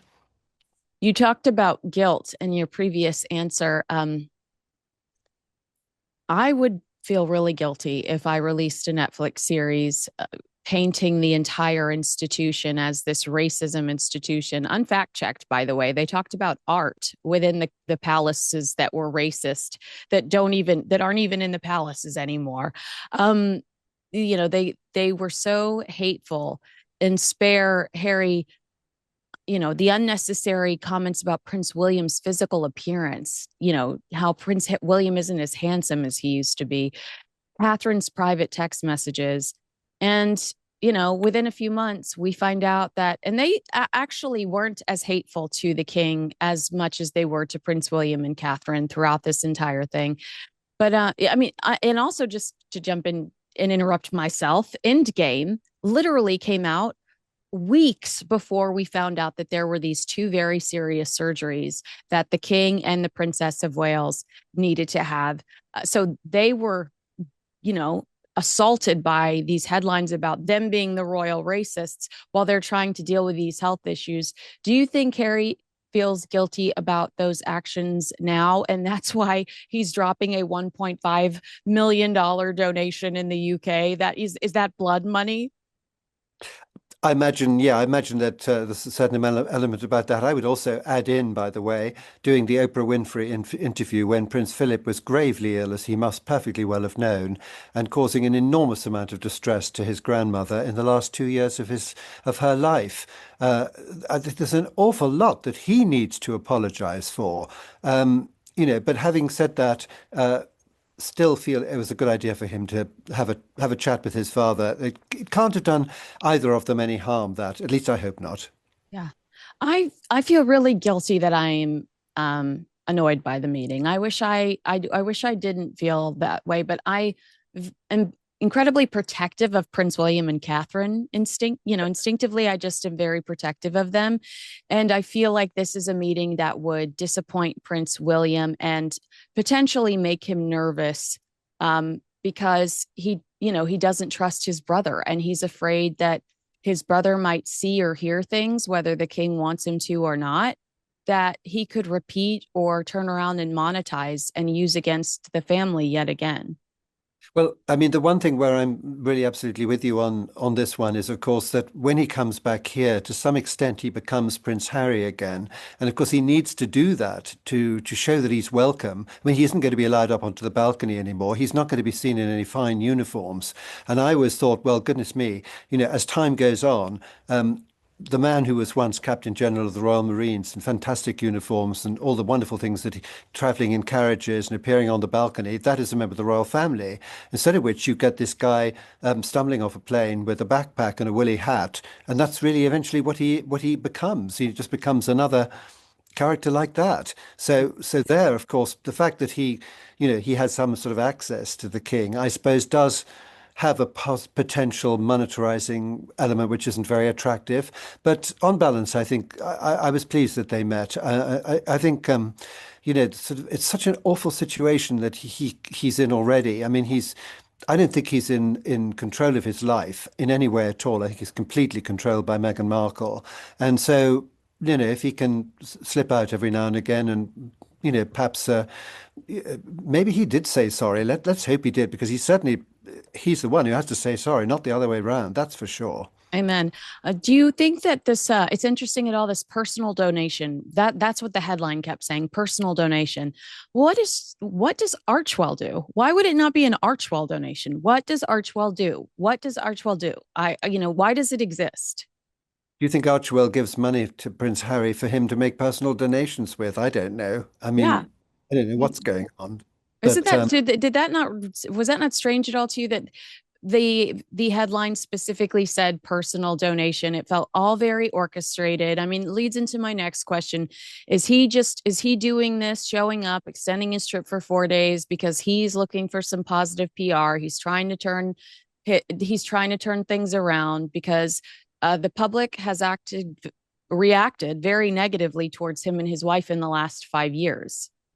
well, they certainly have. And I think you're right. I mean, when he does these sort of things, whether he does them in this country, the UK, or elsewhere, he does get positive publicity because he's actually quite, he's good at it. He's been trained to do that. But And he, also remember in the Times piece that you sent me, she says specifically that he handpicks media that is generous to him oh, to yes. cover him. And you want to be the first out of the gate. If you have these great headlines that are first out of the gate, then the Express and Daily Mail and everybody just kind of goes, all right, I'll just reword this. And it's Yes. He doesn't get entirely good publicity in this country, I have to say. And But the one thing that when I read the account of the meeting, I read several accounts in different newspapers. Nobody had anything new to say. I mean, they hadn't been told anything. Okay, he says, "Oh, he's great." Well, that's a kind of a non-comment, isn't it? I mean, it's not exactly saying. If he said no comment, to be honest, that would sound. Well, people would say, "Well, he knows something which he isn't going to share with us. It must be something bad." They would get at him for that. So I don't blame him for any of those sort of things. Let's just hope that he keeps quiet and actually, to be honest, that he doesn't come back and do it again too soon. All right. I agree. Unless he brings, and people will be mad at me for saying this, but the only way I could justify it is if he brings Archie and Lily to actually see their grandfather. And then I'll say, when is it Thomas Markle's turn? Well, I, wouldn't put money on Thomas Markle seeing his grandchildren. I mean, I think that's a Ever. problem situation. Ever, yeah. Because Thomas Markle can't do anything for Meghan Markle.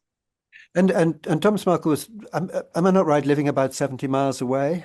I mean, very close. I mean, it wouldn't have been, He's he's moved. He's moved moved recently, but now. yes, but he Was. was. Yes, I mean it's a horrible situation that I mean I've listened to a lot of the things that he says. I mean he gets reported, people twist, his words around and things, but if you actually listen to what he says, I think he's a very decent man, Thomas Markle. And he certainly was brought that girl up. He was the one who really looked after her and got her involved in the things which she's interested in later. I mean he must be feeling so dejected and rejected and bitter. I Really would awful. be. I would Yeah, be. All right. awful. Something to look forward to next week. Catherine, Princess of Wales, is hosting U.S. First Lady Melania Trump at Windsor Castle's Frogmore Gardens. This is going to be a joint engagement, which I think is unique and sweet. According to Buckingham Palace, they will meet Chief Scout Dwayne Fields and members of the Scout Squirrels program as the children work towards their Go Wild badge. Um, Visually, this has got to be the cutest thing in the world. The princess and for the first lady really like to focus on the early years and how to make childhood as special and as unproblematic as possible. So this is a great union. Well, it is, and of course the state visit's very interesting. When you probably know this, but when American presidents come on state visits, they don't actually have a carriage procession through the streets of London or the streets of Windsor like Macron had the other day. But actually, they're giving Trump a carriage procession within the home park. So they're setting one up which nobody will see except on television. So they're really pulling the boat out for him. Then he'll get a lunch with the royal family. Then he'll get a banquet in the evening. Melania is going to go and see the Doll's House, which if you haven't seen, Kinsey, one day you have to see. Perhaps you have seen the Doll's House. It's Yeah. wonderful. In Yes. Windsor Castle. I'm sure you've seen it. So she'll love that. And then, of course, yeah. I mean, so again, you see, Frogmore is a safe place for her to have an engagement like that, and they'll bring the kids in, and that'll all be wonderful. And then, meanwhile, Trump himself will be going off to meet Keir Starmer at Chequers, and she joins him there later before they fly out. So I think he's only actually in Windsor Castle for one night, but it'll be quite a night, even though we, the British, no longer have an ambassador in the United States, I as you just probably. saw that. I just saw that. I was like, oh, how's that going to work? Nigel Farage is already saying, like, well, it would get me out of the way. But I doubt that Keir Starmer is looking to cooperate with him anytime soon or have to work with him voluntarily anytime soon. But yeah, how unique is that situation? Do you think that the Catherine and Melania appearance will be received well, or do you think that Yes. they're Yes, I think it will be. I mean, whatever the Princess of Wales does always works. I mean, she's wonderful, and she'll make it work. And it'll be a. Actually, I'm even really rather excited about this visit. I have to tell you, I think it's kind of fascinating because it's the meeting of two different sort of ends of the spectrum, really. I mean, Trump and the British royal family, as far as I can see, are poles apart, and yet they will. The Queen found Trump rather fascinating as a study, I think. I mean, he went away saying that he was her favorite president. And I may have said this to you before, but I think she sent every president home thinking they were the favorite. Don't yeah. you? That's That a was what skill. That is a yeah, skill to make it is. everyone feel special. Good for Yeah. her.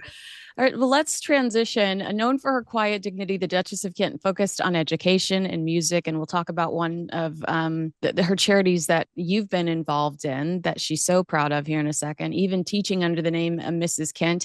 In 1994, she made headlines for her conversion to Catholicism, which I think that I was surprised about that would make headlines. that would be of interest to people. A rare step for a senior royal, according to newspapers at the time. You spent quite a bit of time with her, Hugo. Talk to me about who the public thought she was, or did they Well, think she was anyone at all because she was kind of so mysterious? She had that mystique we always talk about, and who you knew.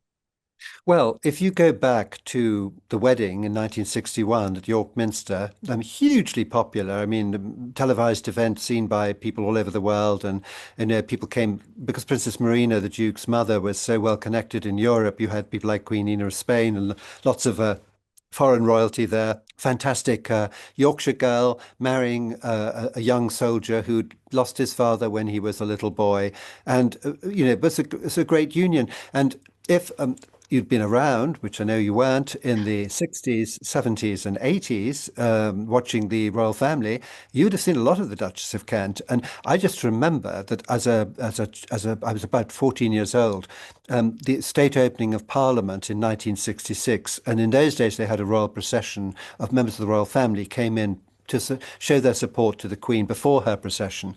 And, you had Princess Margaret, you had the Duchess of Gloucester, Princess Alice later on, you had Princess Marina, and you had the Duchess of Kent. These were extremely elegant. I mean, they were like film stars, and they were beautifully dressed with their orders and decorations and their tiaras and their jewels.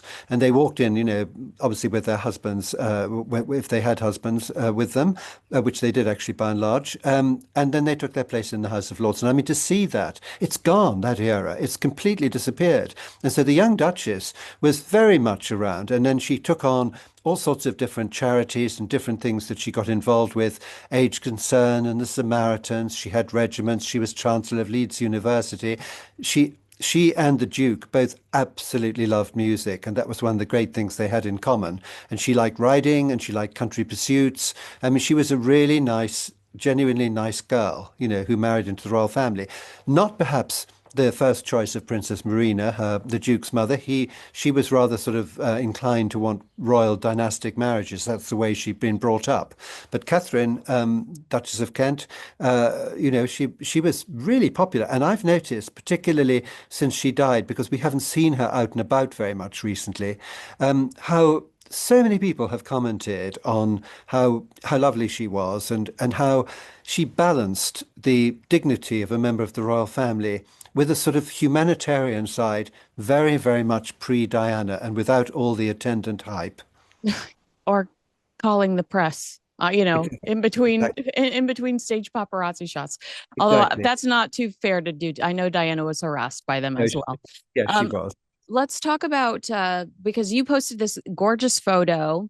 Um, Yes. photographer aside, you posted this very sweet photo and you went into detail about how the Duke of Kent would take his wife every week to get her hair done. And there are images of them walking to the hair salon together that are absolutely precious. And of course, when I shared that, a couple of people messaged me saying, I want to know their love story.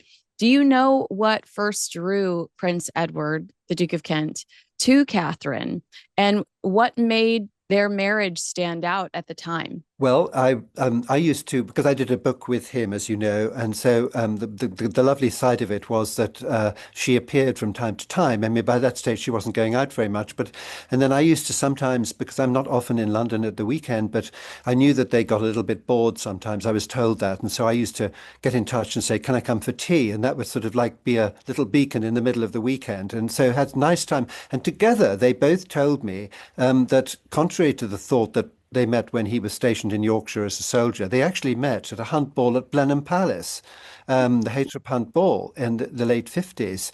And I think that I was thinking about this, I think unlike some of the other members of the royal family, and particularly unlike his mother, he wasn't interested in sort of cosmopolitan, princesses of Europe. And I mean, the normal sort of finding ground for one of those marriages was Germany, sort of German Protestant princesses and things. It didn't really interest him. So he found himself this really nice, wholesome English girl. And I think that's what it was. And she was, variously from time to time an army wife. That time when they both said how the happiest time of their life was when they were stationed out in Hong Kong. It was Uh, before that they both had to really take on full-time royal duties. They had their little boy George with them. They had the nanny, and they could go to the officers' mess, or they could go out and water ski, and they could do all those things together. And they had a lovely time in Hong Kong. And they were later stationed in Germany. Had two more children later on, and that photograph was taken by a random photographer who unfortunately told me to take it down, so I did. But it's just a pity because I had 2.3 million people looking at it. And I think it summed up something extraordinary, which was here was a man, who once a week, after, it must have been by then about 60 years of marriage, he would take his ailing wife out to the hairdresser, to take her along and look after her. And one of the people who saw the picture, she was in a pink coat, said, "Oh, I remember seeing the Duchess of Kent in H&M in Kensington High Street buying that pink coat." Oh, So how funny. incredible connection, and I think I don't know why, but I think there was something really touching about that image. I think there was something which showed that, whatever they'd been through, in their lives, variously, because she had she at one point had a miscarriage, and she had a sort of nervous breakdown at one time. She was sometimes, she did find life difficult at sometimes, and later on found her sort of métier in teaching children to sing, and in music, which was the great sort of thing for her. But despite all that, there they were, going off to the hairdresser. I thought it was lovely. And again, if I went to see them, I was very lucky to go and have tea. We would talk about all sorts of fascinating things for a few minutes. I never stayed too long because they would get tired, but that was great. I think that we love the photo because chivalry is dead. You don't Yes, see that yes. very often Yeah. anymore. It's just such a beautiful expression of love, and nothing is said. It's you just see it. The Duchess of Kent converted to Catholicism in 1994. How significant was that decision in the context of the royal family's traditions and histories? Because I'm saying that this upcoming funeral will be different, and historically, that's very significant. Can you explain that to me? Well, I mean, going right back to the time of the Reformation, then there's been this sort of ban on Catholics. I mean, in the olden days, until very recently, any member of the royal family who married a Catholic would have to lose their right of succession to the throne, and that was very complicated. The Duke of Kent didn't have to do that because when he married her, she was a Protestant, and after that, for some reason, the fact that she converted, it didn't really matter. I remember being told at the time, the Queen said to somebody, to a friend of hers, "Oh, guess what? The next crisis is going to be, which is that Catherine was going to become a Catholic." But it wasn't a crisis at all. It was very smooth and very easy. And the Duke occasionally went to a Catholic service, and she sometimes came to a Protestant service, and they managed it very well. But she obviously took an enormous, comfort out of the Catholic religion. And indeed, the Requiem Mass is going to be held at Westminster Cathedral, which is the biggest Catholic cathedral in London. But then after that, she will be taken privately to Frogmore, where, the next 2 or 3 days later, nearby, is where Princess of Wales will be meeting Melania, and she will be buried in the royal family's private burial ground, which is a beautiful place. It's just in the sort of shadow of the mausoleum of Queen Victoria, and the Queen. I would say the Queen. I mean Elizabeth II. She used to go and walk her dogs sometimes through that graveyard because she knew so many people under the stones. There was Uncle David, the Duke of Windsor. There were the Gloucesters, and so many of them that she knew. And it's a very tranquil spot. I mean, the Duke of Windsor specifically asked the Queen if they could be buried there. They had other plans, and they chose the particular space where they would be buried. And so each family is slightly separated. And the Kents at the moment have got Prince George and Princess Marina, son of George V, first Duke of Kent, and Angus Ogilvy, Princess Alexandra's husband. His grave is there, and so the Duchess of Kent will. She'll join that part of the graveyard. Yeah, I'm so curious about that. We've talked about that in a previous episode about how Wallace wanted a very specific spot so that, Yes, because yes. she wasn't sure how often she'd be visited and she wanted to get the beautiful leaves of a tree. So I mean, the royal family do go there. I mean, the Duke of Kent and his brother sometimes, if they're going to something at St George's Chapel and they're a little bit early, they go to Frogmore. And when Princess Alice, Duchess of Gloucester, was alive on Christmas Day, she always used to take her son and daughter and grandchildren to St George's Chapel for Christmas matins, and they would always go and visit the late Duke's grave, and of course the grave of her son William, who was killed in a plane crash in 1972. So it's full of interesting people, that graveyard. I mean, if they, I mean, I know, I don't know if this is sort of too irrelevant, but when I luckily took the Duchess of Windsor secretary to see that, and we had to get Queen's permission to do it. And then the very nice man who was looking after the graveyard, we went round and I told them the stories about all the different people, who they all were and how they all interrelated. And there were some quite interesting things about that graveyard in those days, because she's been moved now, but Queen Marie of Yugoslavia, who happened to die in England, was buried there, and she was buried in a Victor Steeple dress. So there was some haute couture in the Frogmore graveyard. And now she's gone back to Belgrade. Wow, that is interesting. I do appreciate details like that. Just Not never many people know hesitate. that. Yeah, never hesitate to share those types of details with me. Let's talk about how the Duchess of Kent carved out her role within the monarchy. Without having to always be in the spotlight. You specifically talk about her teaching children and music being so important to her. It's like she found a niche, and that was a strength, and she also really enjoyed it. I see similarities with William and Catherine, how they have particular interests and they just go at those full force. How did she, carve out her little area within the monarchy? Well, I mean, she was one of, I'm always going on about how the best members of the royal family are the ones who are supportive, who do what they're asked to do. And they, were sent off to do independence ceremonies. They were sent all over the world. And what she said when I talked to her was, always got this impression that she was always enjoying learning from things. She said what a privilege it was to meet all the different people she met on her travels with the Duke, and to learn from them. And similarly, there came this point when, she actually asked the Queen's permission. Could she step down from royal duty? So she gave up being Chancellor of the University and all those formal positions, and went off to Hull in Yorkshire again, and was teaching these children singing. And she gave quite a few interviews. And some of the interviews, she said that she reckoned that she learned more from the children than they did from her. But they didn't know who she was. And she obviously had that sort of rapport with the children and the young. And then sometimes, there's a footage of her in Macedonia talking to orphan children. I mean, she was very good with. She had that sort of Diana touch, as I said before, but pre-Diana and without all the attendant publicity. But having said that, she and Diana did get on incredibly well together. They were very close. They were very, Oh, very fond of each other. well, that's interesting to hear. Do you have any specifics on that relationship, or do you just know that she admired her? I think there was a lot of of chat between them, but it's a good thing. I don't know what they said to each other, but I Yeah. just do know that there was a very strong rapport. And the other member of the royal family who was very close to her was the present king. And he used to send a birthday cake round to Kensington Palace every birthday with a card written in his wonderful black spidery handwriting. And, that was something she looked forward to. So he was, I mean, he'll be very sad, and because he was very fond of her. In the days when the royal family used to ride on the Ascot course before the races in the early morning.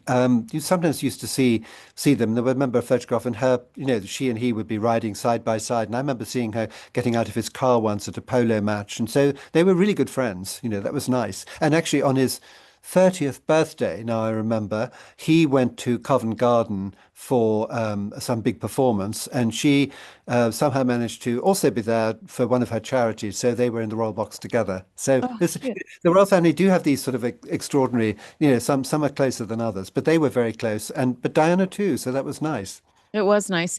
What are some of the causes you talked about, her showing up side by side with him to represent some of her charities, some of the causes that she was most passionate about, and how did they reflect her character? Well, of course, Wimbledon is the time which we think of particularly. He took over from his mother as president of the All England Club, and she used to present the prizes. And you will have seen pictures of her, consoling those that lost from time to time. I mean, she did it always with great charm. I think probably to the man in the street, if you said Duchess of Kent, he would say Wimbledon. That was a Oh, big thing.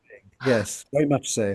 But again, she was also a Samaritan. I mean, she did that, which is when people can ring in and they again wouldn't know who they were talking to. She used to do that, and then of course. These a lot of charities like Age Concern and then of course when they lived in Buckinghamshire she would be involved with local charities. I mean she sort of eased herself into the role when she married him, but so she married in 61, then she was having the first two children, then when Princess Marina died in 1968 she obviously took on a lot more after that. tell me about her charity. This is Future Talent. Well, this came out of her visits to Hull, and she, was seeing that there were. She said to me, well, the great thing is to get music into their little bodies when they're very small. That's a great thing to do. But some of them couldn't afford to have tutors. They couldn't afford musical instruments. And so actually Future Talent was set up with a very nice man called Nick Robinson. And at the moment they support about 100 youngsters, 50 in the north and 50 in the south. And they put on concerts. And I've been to well, I was very lucky because I managed to siphon some money from a charity I was working with, which was closing down, and got £10,000 for Future Talent. So they very often ask me to their concerts. In fact, the last time she ever came out was to a concert at St James's Palace.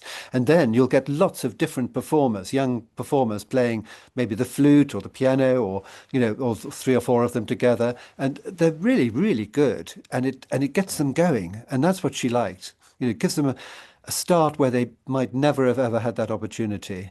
Right, absolutely. I mean, and it's fun to watch very Yes. talented little children. Like it's so fun to see that. You don't know, what could it's fun to sit there and imagine what could be in a couple of years if they continue to, cherish that talent and if they continue to practice and you just it's I imagine it's a lot of fun. She was a music teacher, so she saw a lot of that.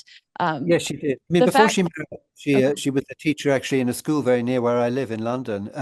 She was at Lady Eden's School, which was a smart girls' school run by Anthony Eden's sister-in-law, and she was an actual teacher there until she married. when so she does marry, she continues to teach Yes. later in life, and she tells the children to call her Mrs. Kent. What does that reveal about her values and identity outside of royal life, Duchess of Sussex, Meghan Markle? Well, there are one or two interviews with the Duchess of Kent in which people sort of ask her the thing about why you call yourself Mrs. Kent, and she always looks astonished. Well, why shouldn't I? I mean, it's just much easier. It's simple. Just do it. It's modesty, isn't it? And I Mm. think modesty is what she had and what the other one doesn't have. So Ah, she was very modest. I mean, I remember when I did this book with the Duke of Kent, and I wanted to get the royal participants to sign it. And when I asked her if she would sign it, she sort of said it was a great honor to sign it. I mean, it was a great honor for me to have her sign it. But yeah, she turned it round, and it's very humbling. She used those words, you that is know. so sweet. Uh, Yes. what do you think history will remember most about the Duchess of Kent? This is the time that we should be honoring her and remembering her and bringing up all of her sweet characteristics. I think this is what I've been seeing and hearing from people is that they just say, "Oh, she was such a lovely person. She was had such a good heart, and she slotted very easily. Well, I say she slotted easily into the role. Even if she didn't find it easy, she made it look easy, and she didn't complain. She didn't push herself forward in any way. She just went about her duties. She did. I mean, so much when they were young. I mean, so many things that they did together." Going to Calgary, going to Tonga, going to Australia. And of course, people always wanted to see her. They always want to see the female members of the royal family. So when she was around, she was a great asset. And I think that's the message I'm getting. But alongside it is the fact that people know that she had this very strong humanitarian side, this caring side, which I think is very important. It is. Do you see her life as an example of balancing personal conviction with royal duty, which can be incredibly difficult looking at the past, seeing some other people struggle with it? She, like you said, it looked almost seamless. Well, you see, I think that. it goes back to that thing, and I'm sorry to repeat myself, of saying, when people aren't competing with the sovereign and they're just helping, it's like Sophie Wessex, Duchess of Edinburgh now. She never competed. She's never seems to have had any problems with it. But the ones who push themselves forward and expect more for until they don't realize that actually being a member of the royal family is a life of service as opposed to a life of sort of freebies and all the other things that go on. Um, that's the trick, I think, and it works.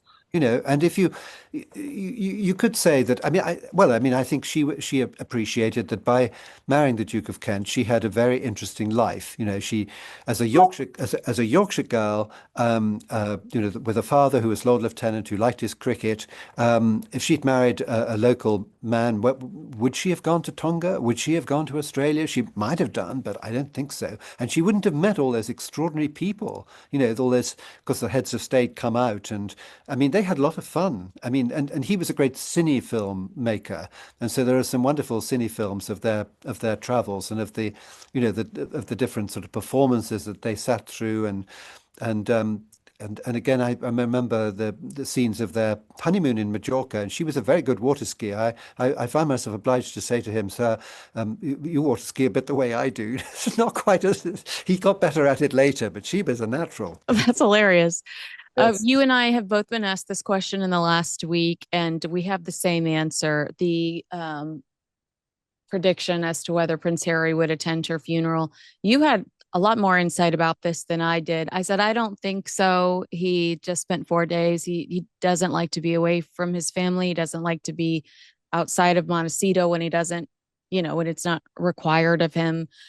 But you had a story about Harry walking around trying to introduce his new, is it fiance or wife to his. Well, yes. I mean, there's a Christmas party that is given, for members of the royal family. It's the Queen used to, and the King still does it, gives a big lunch, either at normally Buckingham Palace, but sometimes Windsor Castle, to thank all the members of the royal family for the support they've given over the years. And so the year when they were just engaged, before they got married, Prince Harry brought Meghan Markle there, and I was told by somebody that he seemed to be able to didn't know who some of these cousins were. I don't know whether the Duchess was there that day, probably not by that stage, but I know she did go to his wedding, but I don't think there was probably much that they had to do with each other, to be honest. Yeah. So basically, Hugo's answer was like, well, we're not quite sure that. He won't be there. Yeah. Yeah. And we don't want him there. We don't want him there because wherever he goes, he's a distraction, and the focus must be actually, even though she would probably say don't, but it's going to be remembering her. I mean, that's the main point of the service. Do you mind On if I ask you to correct the narrative about the Duke of Kent dismissing well wishes, which we both said that that's not true at Oh, all? that's absolute nonsense. I don't know where that came from. I mean, that would be ridiculous. And tell me, Absolutely. he's a sweet man. He would have, if Prince Harry did send condolences, the Duke of Kent would have, that would have really touched his heart. He would never have rejected anything. No, he acknowledges everything extremely politely. I mean, there was a photograph you may remember, possibly even moving footage on television when it would have been the Trooping the Colour. It must have been in the Jubilee year, Platinum Jubilee year. You can see him talking to Prince Harry in the Major General's office. He's Ah, perfectly happy to talk to them, but he would be very polite. Of course, he would acknowledge it, and he mm, acknowledges everything. He's got totally best manners in the world, which doesn't yes. cost anybody anything, does it? It's a It very good doesn't idea.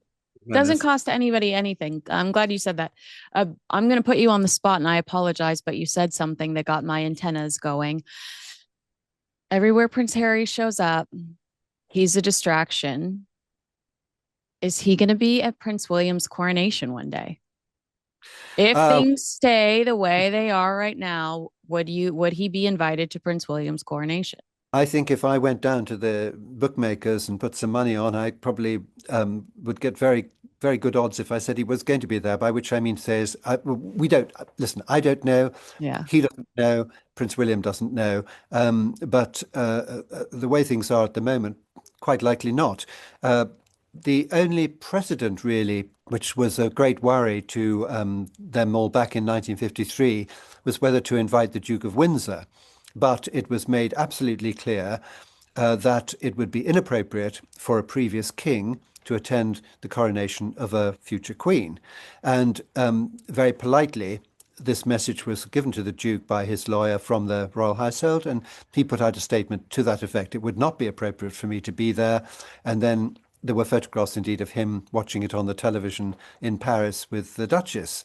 But of course, he'd been a king. So with Prince Harry's different. I mean, Prince Harry was at the last coronation, as you know. He didn't play a significant role, but he was there. Oh yeah. If you just had to look behind the feather in Princess Anne's hat, maybe. Well, yes. I mean, these photographers must be so pleased when they find that they can take a picture like that. Well, I'm a conspiracy theorist, I know Karen. I did get a kick out of it while I was watching it. I was like, "Ooh, what a seat. Ooh." Well, I mean, the thing is that, well, the coronation was a bit of a muddle, but in the olden days, of course, as a royal duke, he would have been sitting out in front. There would have been chairs with all the royal dukes sitting out, and they would all have done homage. Oh That's how wow. it was. Because the Duke of Kent, going back to him, in 1953, he had to, as a young man of 17, come out in front of all the congregation and all those television viewers and do homage to the Queen. He had to, and he thought he had to remember it by heart. I don't know why anybody didn't tell him, but the Bishop of Durham actually had a card with, become your life man of, liege man of honor, all that stuff that they say, of life and limb, and all that. Right. So he didn't really have to remember, but he was terrified, absolutely terrified. Who wouldn't be? I would be. Yeah, absolutely. The entire world's watching. Even back then, there was somebody would have reported if there was a hiccup. It might not have Yes. their social media wasn't around, but it word would have spread. All right, agree with us, disagree with us, let us know in the comments below. Make sure you like, subscribe, and share this video with a friend. Hugo, what a sweet way to remember the Duchess. And she just sounds like the loveliest person. I wish that I could have had tea with all of you because that sounds like a fun experience. And so, her heart just must have been three times bigger than the normal, the average person's. Yes, she was a very sweet person, and I think we were very lucky to have her all those years. And when she went off to do her own thing, found her métier in later life, I bet you there are a lot of children who owe her a lot. They start out on their, especially on their musical careers. Um, I think I think that's very, very, very touching. And I think the I know that the family have been, hugely heartened by the messages that they've received and the response by the general public to her death. I think that's, Absolutely. even though to a whole generation, I guess, a lot of them wouldn't have really known who she was because she wasn't around. But we remember who she was. Yes, and we will continue to, when it's appropriate, remind the world of the Duchess of Kent. So thank you so much for your time today. I know I will see or talk to you again in record time. Thank you so much, Hugo.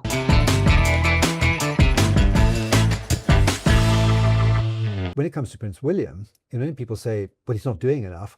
Well, I think he's just making sure that those children have the best possible grounding. And I reckon that will pay off big time in the long run. So again, to choose their projects that they like goes back to the Prince Philip advice. Choose something that really interests you, where you really feel you can make a contribution, and do it differently, because every time there's a new generation of the royal family, things change in a very subtle way. Hi, all. Kinsey Schofield here with probably my most favorite author in the entire world, Hugo Vickers. Hugo, the audience loves you. I love you. You've been very busy, and it's a super secret, so we can't talk about what you've been working on. But I love that I have friends in high places. Well, that's nice. I know. I don't want to But get what you. about that word probably? Let's you and I have had a busy few weeks when it comes to royal watching and royal commentary. Well, first of all, I wanted to tell you back in Los Angeles, because I almost missed this being over here. Harry and Meghan attended one of the World Series games, and you know how they put celebrities on the Jumbotron? Right. They put Harry and Meghan on the Jumbotron and announced them, and the stadium booed them. Uh, I mean, what's your Well, reaction to that? Well, I mean, they've put themselves out there, and that's the sort of thing that's going to happen Right. because, I know I've said this before, but they've gone down the celebrity route and they have to keep coming up with new ideas, which they seem to be amazingly good at, but they don't last very long. So then they have to come up with another one. Mm. They seem to be, I mean, you'd know better than me, but they seem to be coming up thick and fast at the moment. Oh, it And feels like, I mean, it it's like a feels machine gun. relentless. Yeah. A machine gun. That's such Yeah. a great way of describing this. It feels absolutely relentless because we had a teaser from Megan, save the date, October 28th, which really, I mean, if you're going to save the date, you would expect something significant on the You horizon. would. We got $64 candles for Megan that smell like her wedding, she says. And remember her at her wedding, do you recall how she was trying to change the scent of St. George's Chapel? She had come up. Yes. Do you have any insight into that? And she refused to have a carpet put down, which meant to say that her wedding dress was kind of like, however much you sweep the floor, it's bound to be sort of grey by the time it comes out. I mean, nobody knows she made a lot of problems over that. I mean, that was an awful wedding. I mean, it really was. I mean, the first I felt sorriest for at the wedding was that Thomas Markle? lovely, the lady who was conducting the gospel choir, because that bishop went on. He had a voice from above, which his mum spoke to him and things. She said, "Son, go on." He went on for an extra 8 minutes or something beyond what he was doing. So this poor lady was standing on incredibly high heels, waiting to conduct, because everything is timed when it's Right, on television, as you can right, imagine. right. That was not a good moment. Oh my goodness. Yeah, it's interesting that they insist on keeping the titles, and then Megan releases candles with that date. They are not letting go. They are not letting go of their royal life. But Kinsey, there's a great opportunity coming up, Halloween. For what? Well, I mean, To be a $64 candle? I A jar of loose fruit spread? think she might be rather appropriate on Halloween, is what I was trying to Oh. say. I love that. We've spent so much time over the last few weeks fixated on non-working royals. Yes. Why don't we pivot to some working royals that aren't celebrated as much as they should be? Talk to me about the Duke of Kent, who I surprisingly see pictures of quite often. He is out and about, a social individual, 90 years old, recently lost his beautiful wife that he was just absolutely enamored with until the very end. He's got a great little spirit, doesn't he? Yes, because I did a book with him a while ago, and one of the things that I put to him was, his devotion to the Queen Elizabeth II, and how he always wanted to support her. And he said, well, that's what it's all about. And he always has answered the call. I mean, facelessly. I mean, at the last minute, sometimes suddenly they demand him to do something. He does it. He's very willing.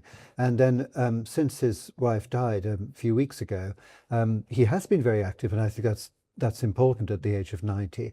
And he celebrated his birthday, and it'd been some nice celebrations about that.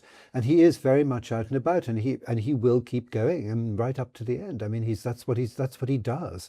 And what else would he do? Right. And he loves this music. I mean, his greatest joy is going to the Wigmore Hall, and he loves going there. I mean, depending on what the music is playing. I mean, he doesn't go indiscriminately, but he loves that. I've just done an interview with him actually for, I think it's called Royalty Illustrated, for about his 90th birthday, and he definitely cited that as one of his great pleasures. And his sister sometimes goes with him, Princess Alexandra. So that's nice. That's so sweet. Yes.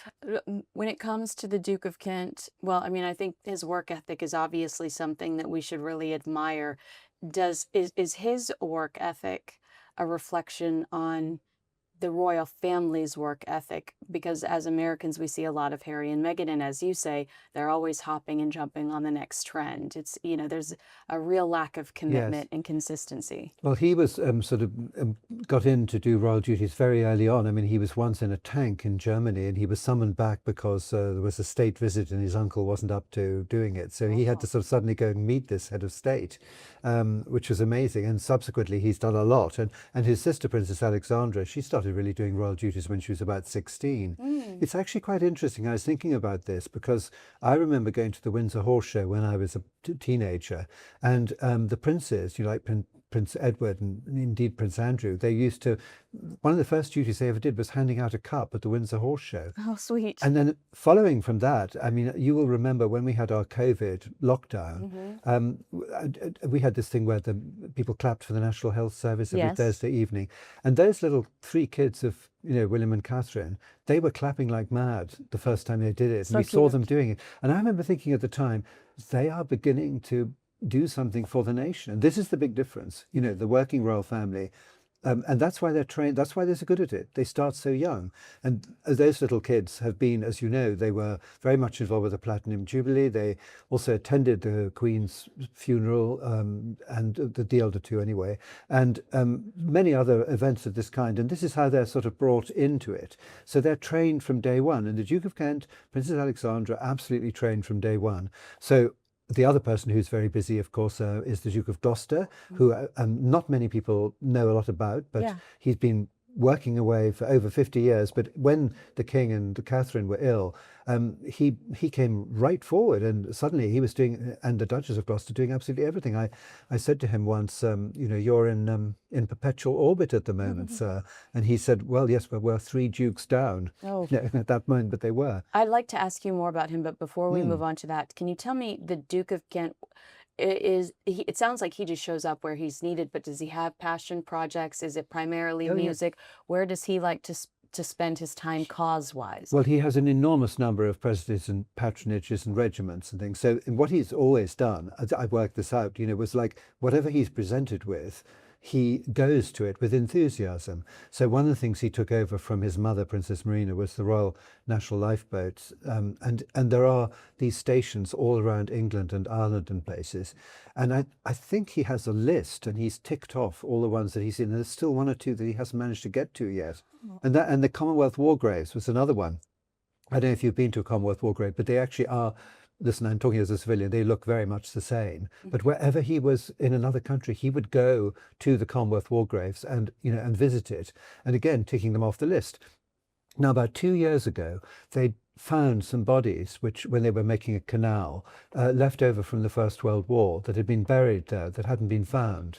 And through DNA, they were able to identify them. Wow. They got in touch with the family, and the families came over, and I think about 9 of them were ceremonially buried. And the Duke spent 2 days over there attending this service. Oh. And this meant so much for the families. It doesn't get into the press. It's not noticed. And actually, many members of the royal family, I'm thinking particularly of Princess Anne, they're not thinking about cameras. They're just thinking about what they're actually doing. And that they've invited to come to do something. That is a royal engagement. And that is good enough, whether it's reported or not. Oh, Yeah.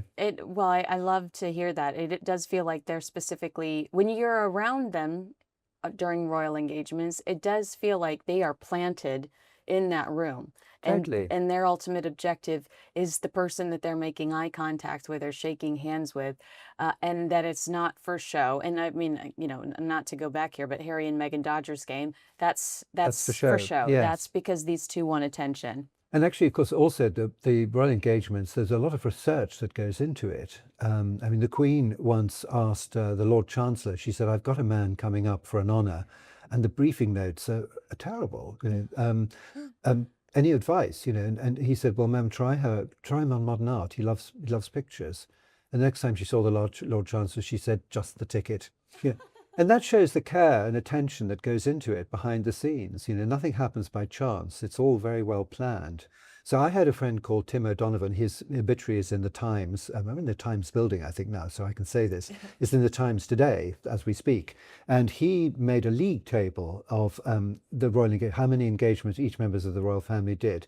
He thought he was doing a great service because he thought he was showing how hard the royal family worked. But, of course, it introduced a spirit of competition between them, which wasn't totally popular in the royal household. No. And sometimes they were sort of, you know, it got other headlines like, you know, Princess Anne hardest working royal, or work-shy will, or Even something. I say that. Is that accurate that Princess Anne is the hardest working royal, or would you slap my hand and say don't do that because No, that she's in perpetual orbit, definitely. I yeah. mean, I remember seeing her once leaving an engagement, getting into a car, and seconds later, this was at Windsor Castle. Seconds later, was a helicopter going off somewhere.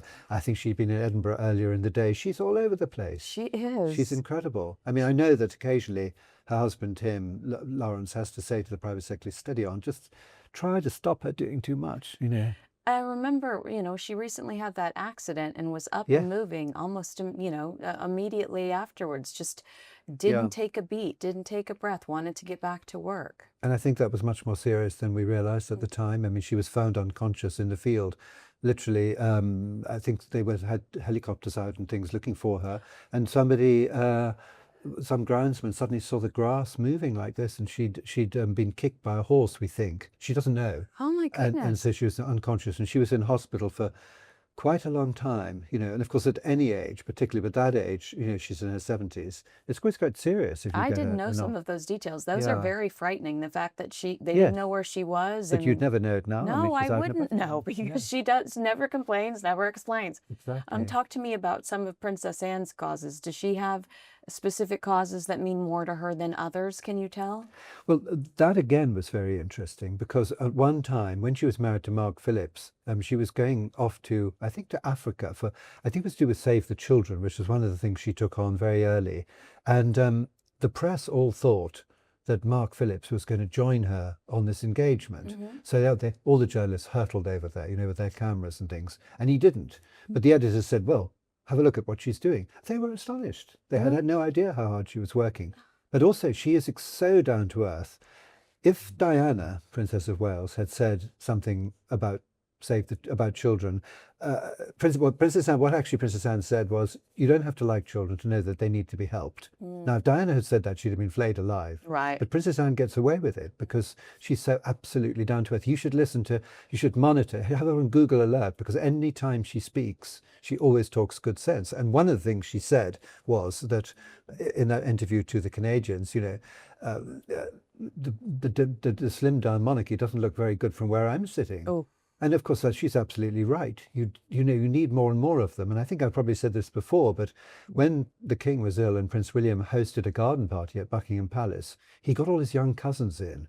So I could pretty much predict, if you were in the lineup, what the king might say to you. So he'd ask you something, and and then he'd move on. I couldn't predict what Mike Tyndall would say to you, or Princess Beatrice. I mean, and that's what the royal family needs. They need energy. They need a lot of support, because we have enormous amount of charities, enormous regiments and things, and there just aren't enough of them to go round at the moment. So I never thought the slimmed down monarchy was a good idea. is it true that that was a kind of a quip that Prince Charles at the time made? And he said other things. I want to be defender. I wanted to be defender of all Of the faiths. I faiths, mean, yeah. he says other things that kind of evolve over time, or that he might change his opinion on based on cultural, current cultural circumstances. Is that one of those one-offs he said that potentially he was trying to give Republicans a sense of peace, like we're not going to be a financial burden on you? But over time, people organically fell off, and now we're looking at a slimmed down Yes, monarchy based on uh, circumstances yes. versus an intentional decision. It's that new thing which has come to me recently, is what they call optics. Hmm. And so when the Queen used to invite the entire royal family, with all the cousins and all the disparate branches, to the Trooping the Colour, and the whole lot of them appeared on the balcony. And then you just thought, The that well, looks expensive. exactly. I mean, the taxpayer were not paying for these people. They were Mm. the only people I mean, the Queen had the civil list, and then some of them as the royal family used to be on the civil list. She took them all off the civil list, except the Queen Mother and Prince Philip, which was very sensible, because they don't reinvent themselves. Once the Queen Mother went, once Prince Philip went, that's it. So basically, the Queen is supporting all of them. Of course, the Prince of Wales is supported by the Duchy of Cornwall. But you can imagine what it looked like on Sunday. The whole lot of them. And are we paying for all these people? It's a bit like in the days of newspapers, newspaper banner headlines like outside the tube station, Queen's cousin in trouble, and you bought it, and it was somebody you'd never heard of. And you Right. happened to be a cousin of the Queen Right. on the Queen mother's side or something. It was I get mad. so angry when those clickbait articles Oh, come through, like you fall for member it. of the royal family deceased, and I'm like, Yeah, click, and then I I'm like, know. who? Exactly. It's sort of Lady Saltoun or somebody, that just I just don't know who this person is, and I was yes. so worried. I literally couldn't breathe. Yes. Um, this is kind of in the realm of finances. A lot of questions surround. I saw an article about Prince Edward today about Yeah. what he paid for his home. I know that there is frustration right now and a lot of questions being asked about the royal finances and even royal homes. Would a day ever come where royals were expected to pay normal rent or as normal as possible to appease anybody that's angry about the situation? I mean, royal finances have always been a problem. I mean, when the civil list was usually voted for at the beginning of the reign and was meant to last the whole of the reign, because it never did, especially with a long reign like the Queen's reign. So every time this came up in Parliament, people jumped up and said it's also expensive and things. And then they do sort of silly things like, for example, quite a lot of members of the royal family live in Kensington Palace, and so you can secure them all under one Right. thing. And Windsor again, you can secure them under one security barrier Yeah. without extra things. If you chuck them all out of Kensington Palace and pop them into apartments all over London, I mean, you're going to have policemen all over the place. Right. It's just not very well thought out. Right. And they do have these homes. Sophie, she just surprises me with how courageous she is. She hops on a plane and goes to some of the unsexiest, most dangerous Yes. royal engagements. Tell me what her thought process is likely. Does that give us some insight into her personality that she's willing to do these things? Well, where she was always good, and I know again, I've said this before, is that the most successful members of the royal family are the ones who support and don't compete. And she's always been in that supportive role. And again, she's found areas. I mean, that's the great thing is when the king or the queen wants them to do something, they do it. But the rest of the time, they can pursue other interests which they take are very passionate about. And going back to Princess Anne, I mean, Prince Philip said to her when she was a little girl, you will be asked to do a lot of things. So choose very carefully something where you really feel you can make a contribution that'll really interest you as well, because that's going to be very much more positive. And so, and Sophie is amazing. I mean, I once invited her to come and unveil a Jubilee Walkway panel in Horse Guards, and a message came through. Who are the people you're sort of like, hoping is going to sponsor things, and I gave 3 names, and at the reception, I mean, seamlessly, she just talked to those people, and you'd never have known. Yeah. And she never said anything. It was just she just did it. Oh my goodness. Yeah, they didn't I give any love this. money. I love this insight. They didn't Wow. give any money, as it turns Oh, out. oh, but she did her, she did Yeah, her job. maybe I didn't follow it up properly. Let's call them out right now. Yes. That's such a sweet story.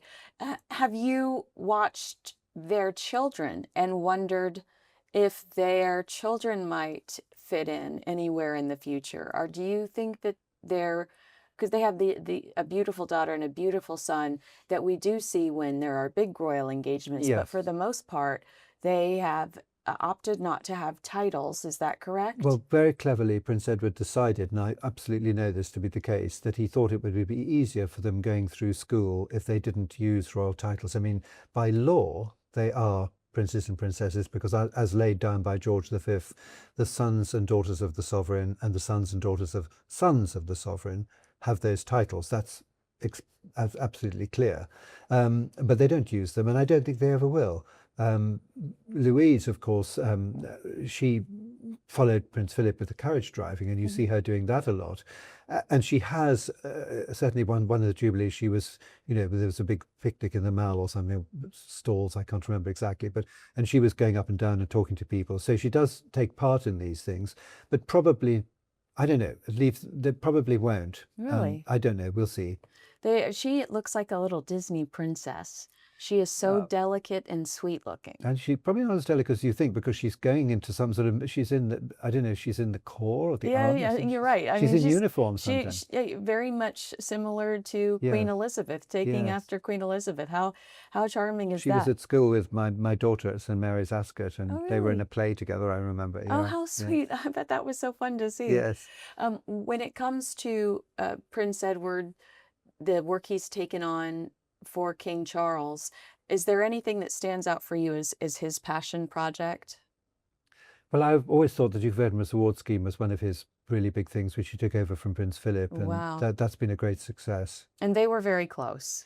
Yes, they were, because people always say, oh, well, that was that time when he was in the Marines, which is pretty grim and deadly. And people say, oh, Prince Philip was so furious when he left. No, he wasn't. I mean, he completely understood it. And it was always a mistake to send him into something so grim as that. And the fact that he backed out early shows exactly how grim it must have been. Mm-hmm. And then he was allowed to pursue this, the Ardent, as it was called, his theatre company. And it had a bit of a success. But in the end, it'd be interesting to know what he thinks now, but I don't suppose he regrets. Well, he may a little bit, but I think he's very well employed. He He is does very a lot. well employed. He is, yes, You talk about the Duke of Kent, and it's just the longest list of charities that he supports in one way or another, whether he's physically showing up or just offers his support in subtle ways. There's been criticism towards the Prince and Princess of Wales for the way that they kind of narrow down and create projects that can grow. That they start from seeds, but they yes, have incredible opportunities to blossom into much bigger causes. You look at Earthshot, you look at the Early Learning Project with Catherine's Early Learning Project.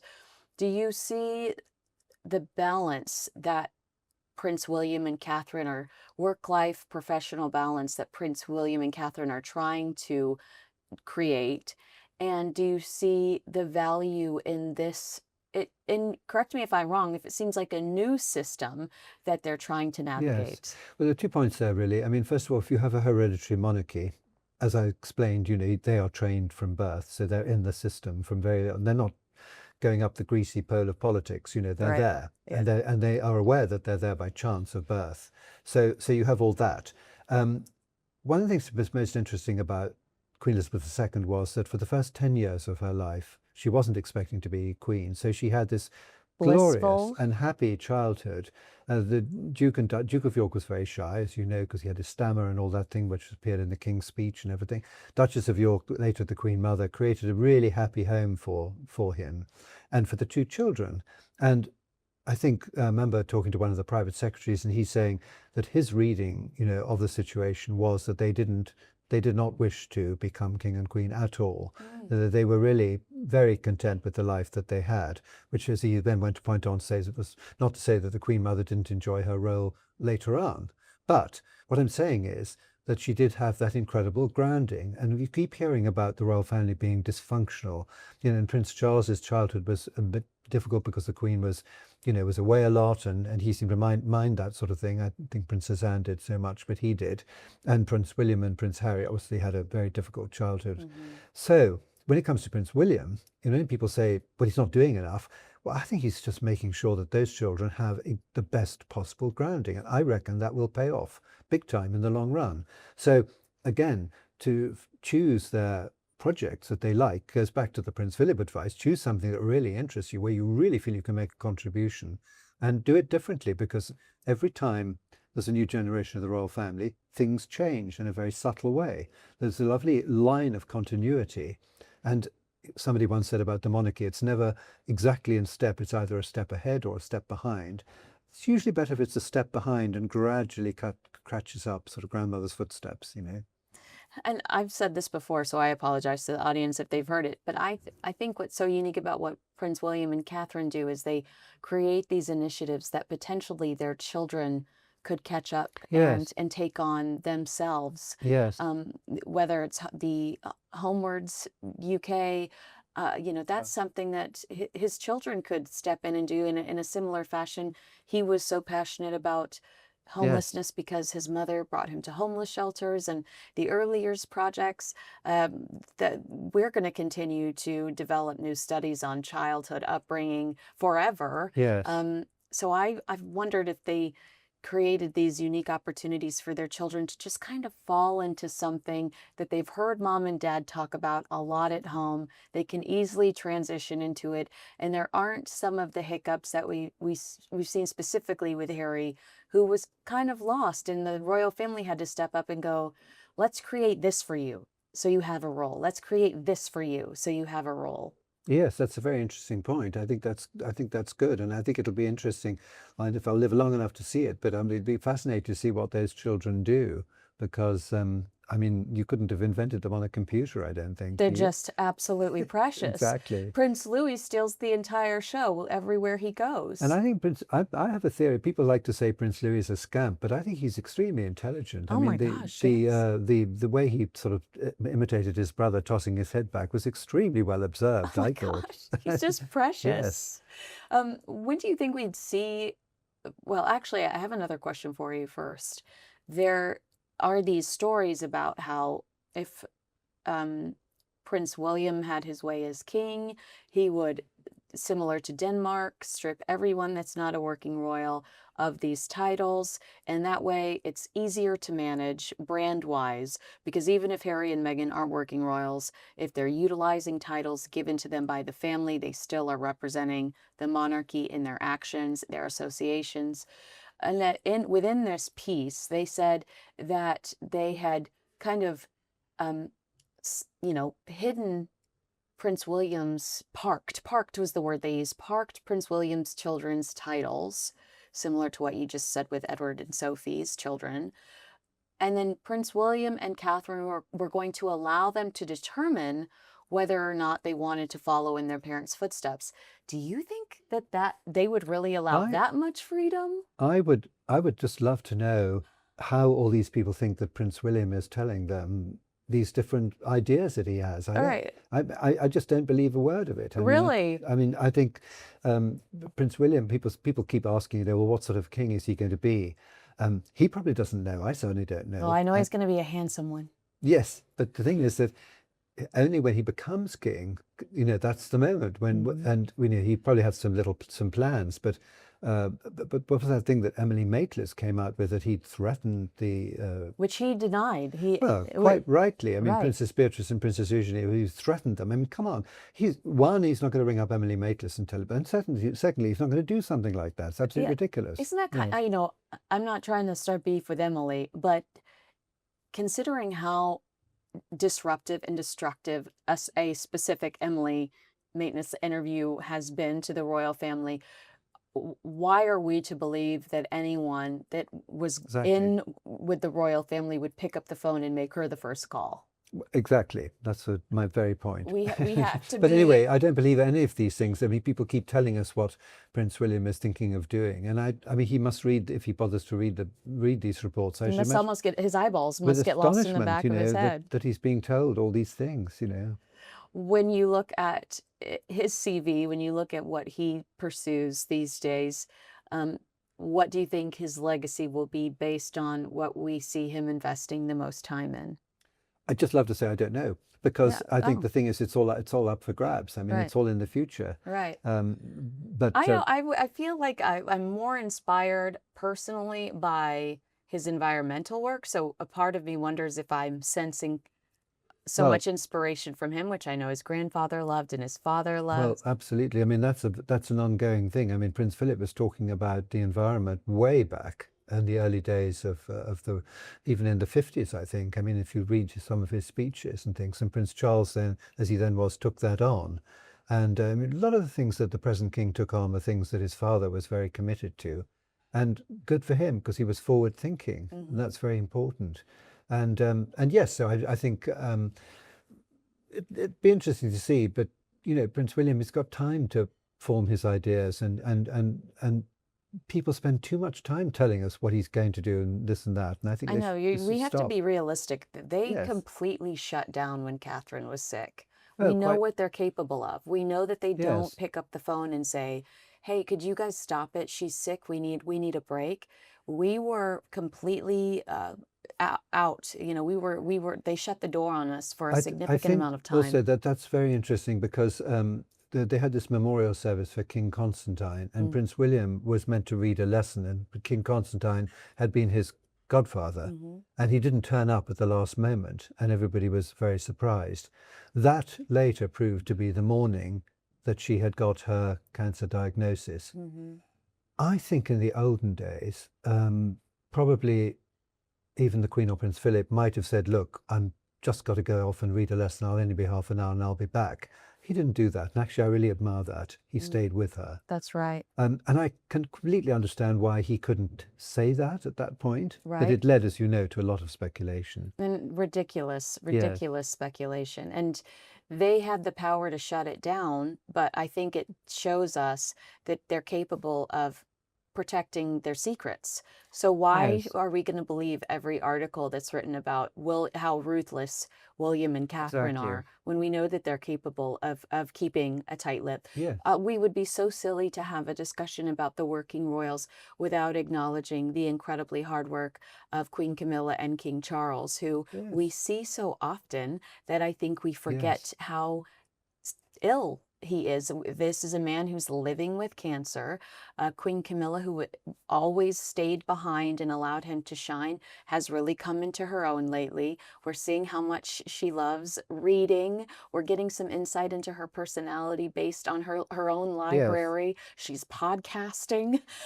Talk to me about, how the king's really come into his role and how we should admire his work ethic as well based on his circumstances. And so one of the most interesting things about him when he became king was, of course, he became a different person. And Mm. having been, let's say, to go really black and white, the sort of interfering Prince of Wales who was writing to government ministers, although I always thought he was absolutely right to do so, Oh, really? because they didn't have to take any notice of it, and they very often didn't. Right? But I mean, he should say so. If he sees troops going into battle ill-equipped, say Right. it. I mean, Okay. let Yeah. them know, you know. Right. Because But he was torn apart for that at the time. oh, yeah, but they were always a bit disappointed, I think, when they actually saw the letters. But I also think the letters should have remained private. I Hmm. mean, that's how he wrote the letter. He wrote the letters privately.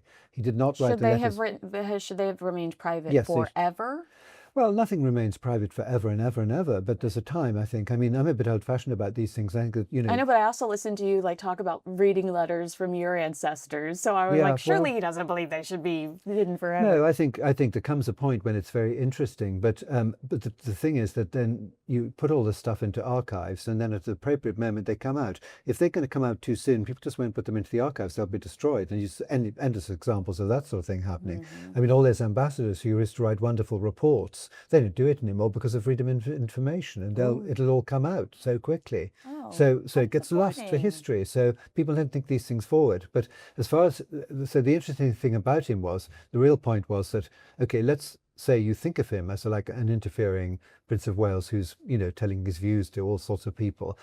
The moment he became king, he became a sort of very wise head of state with an enormous backlog of experience that he could bring to bear. And then he could, as head of state, have private meetings with Macron, Biden, whoever it is.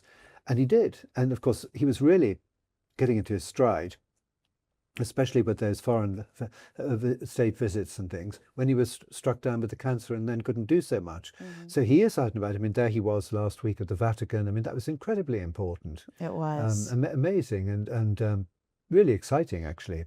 Can you tell, based on where the king spends a lot of his time since he's become king, where his heart really is when it comes to some of these causes? Has he stepped back and allowed Prince William to take on the environmental space? Are you seeing any patterns like this? Well, I wouldn't be surprised if there's quite a lot going on behind the scenes, but in fact, and of course, it's exactly how it should be done, soft power, So as I say, he can talk to President Macron one to one, and President Macron will now listen to him and discover that he's actually, he met General de Gaulle when he was a little boy, so he's, he goes back a long way, like the Queen did, it's Hmm. amazing. So he has that influence, and I think, I believe, I mean, I know that he's so hardworking that he has sometimes been found asleep at his desk at 11 o'clock at night, and somebody says, "Time for you to go to bed, sir," Oh, because he just goes on working, and he only has a very, very light lunch, a sandwich at the most, and he's always working. And I guess that's inevitable because he became king at an advanced age, and he's only got a very short time to get it all done, and that's right. the thing.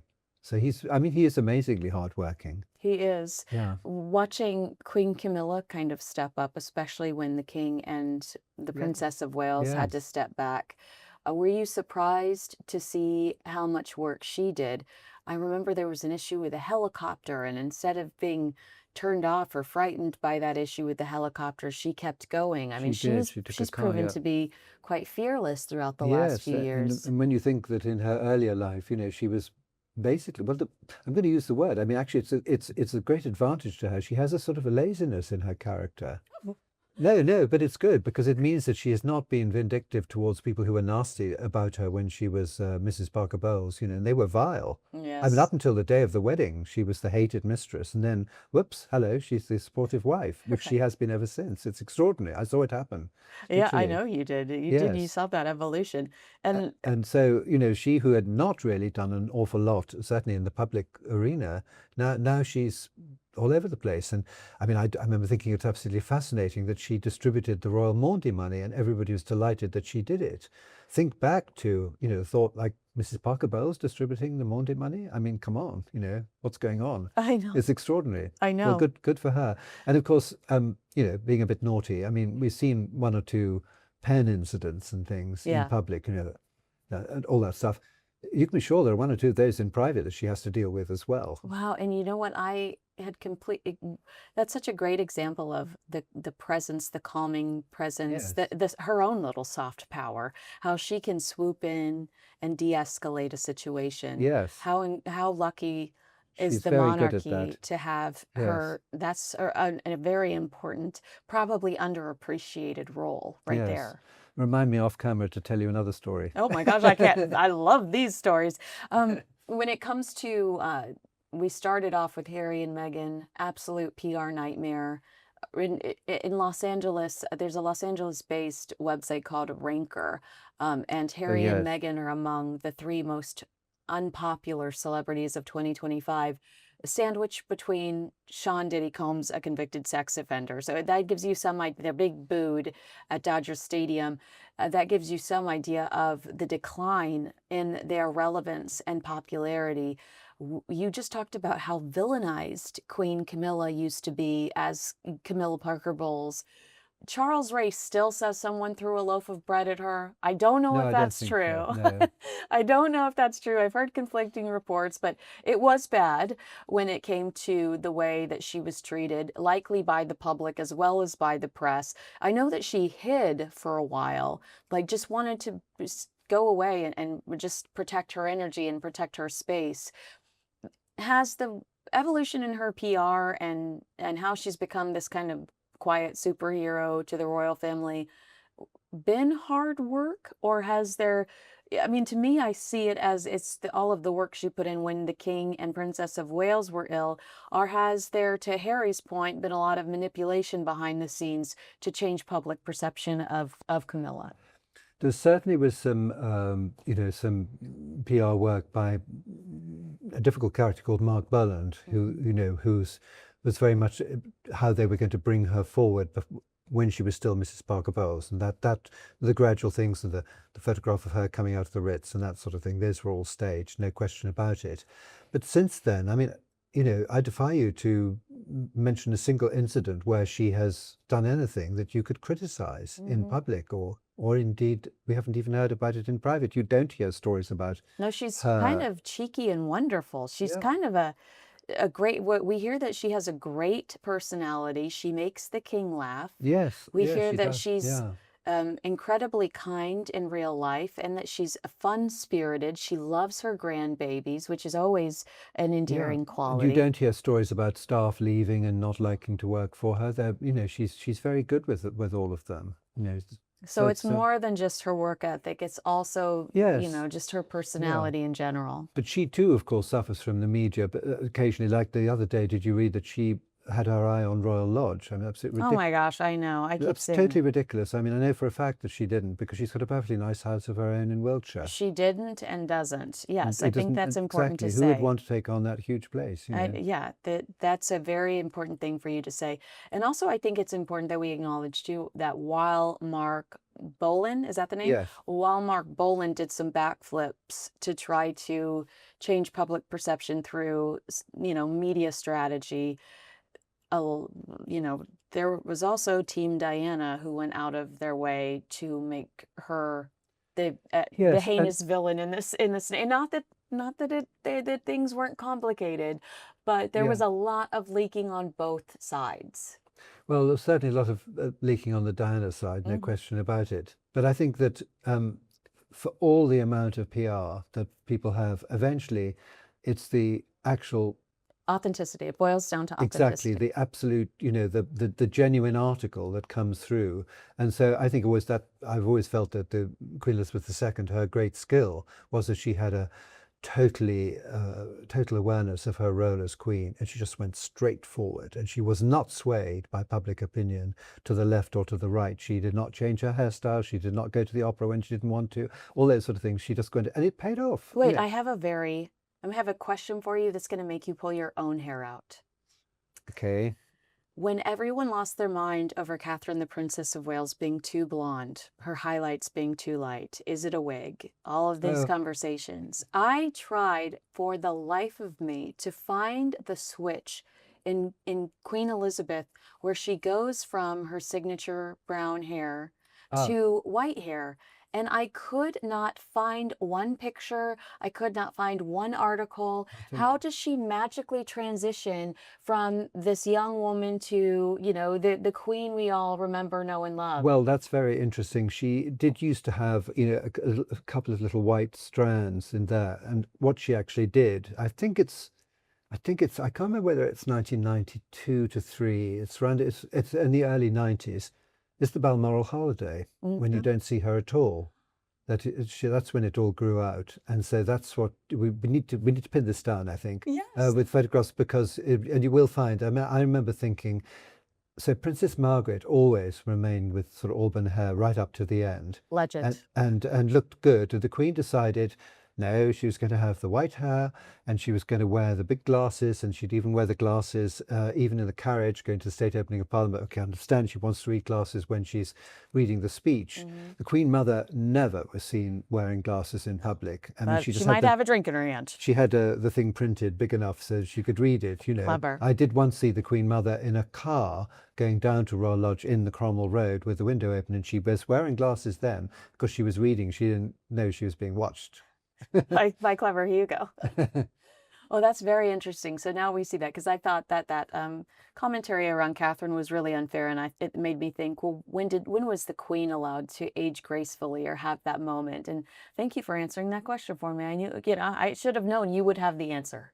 Well, I did look into it, but I can't remember exactly which year it is, but it's either between 1992 and 3 or 1991 to 2. It's around about the same time as or just after the Mertzov film, I think. Right. Yeah. Well, agree with us, disagree with us. Let us know in the comments below. Make sure you like, subscribe, and share this video with a friend. Hugo Vickers, one of the greatest royal authors in the entire world. Jump online, find his latest book, read books that exist that you haven't read before, because I promise you they will not disappoint. Hugo, it's so great to spend time with you in real life. Thank you for coming in today. Thanks so much for watching one of my favorite best of compilations here in 2025. Make sure you like, subscribe, and share this video with a friend. Again, happy holidays, happy new year, and I look forward to seeing you again very soon.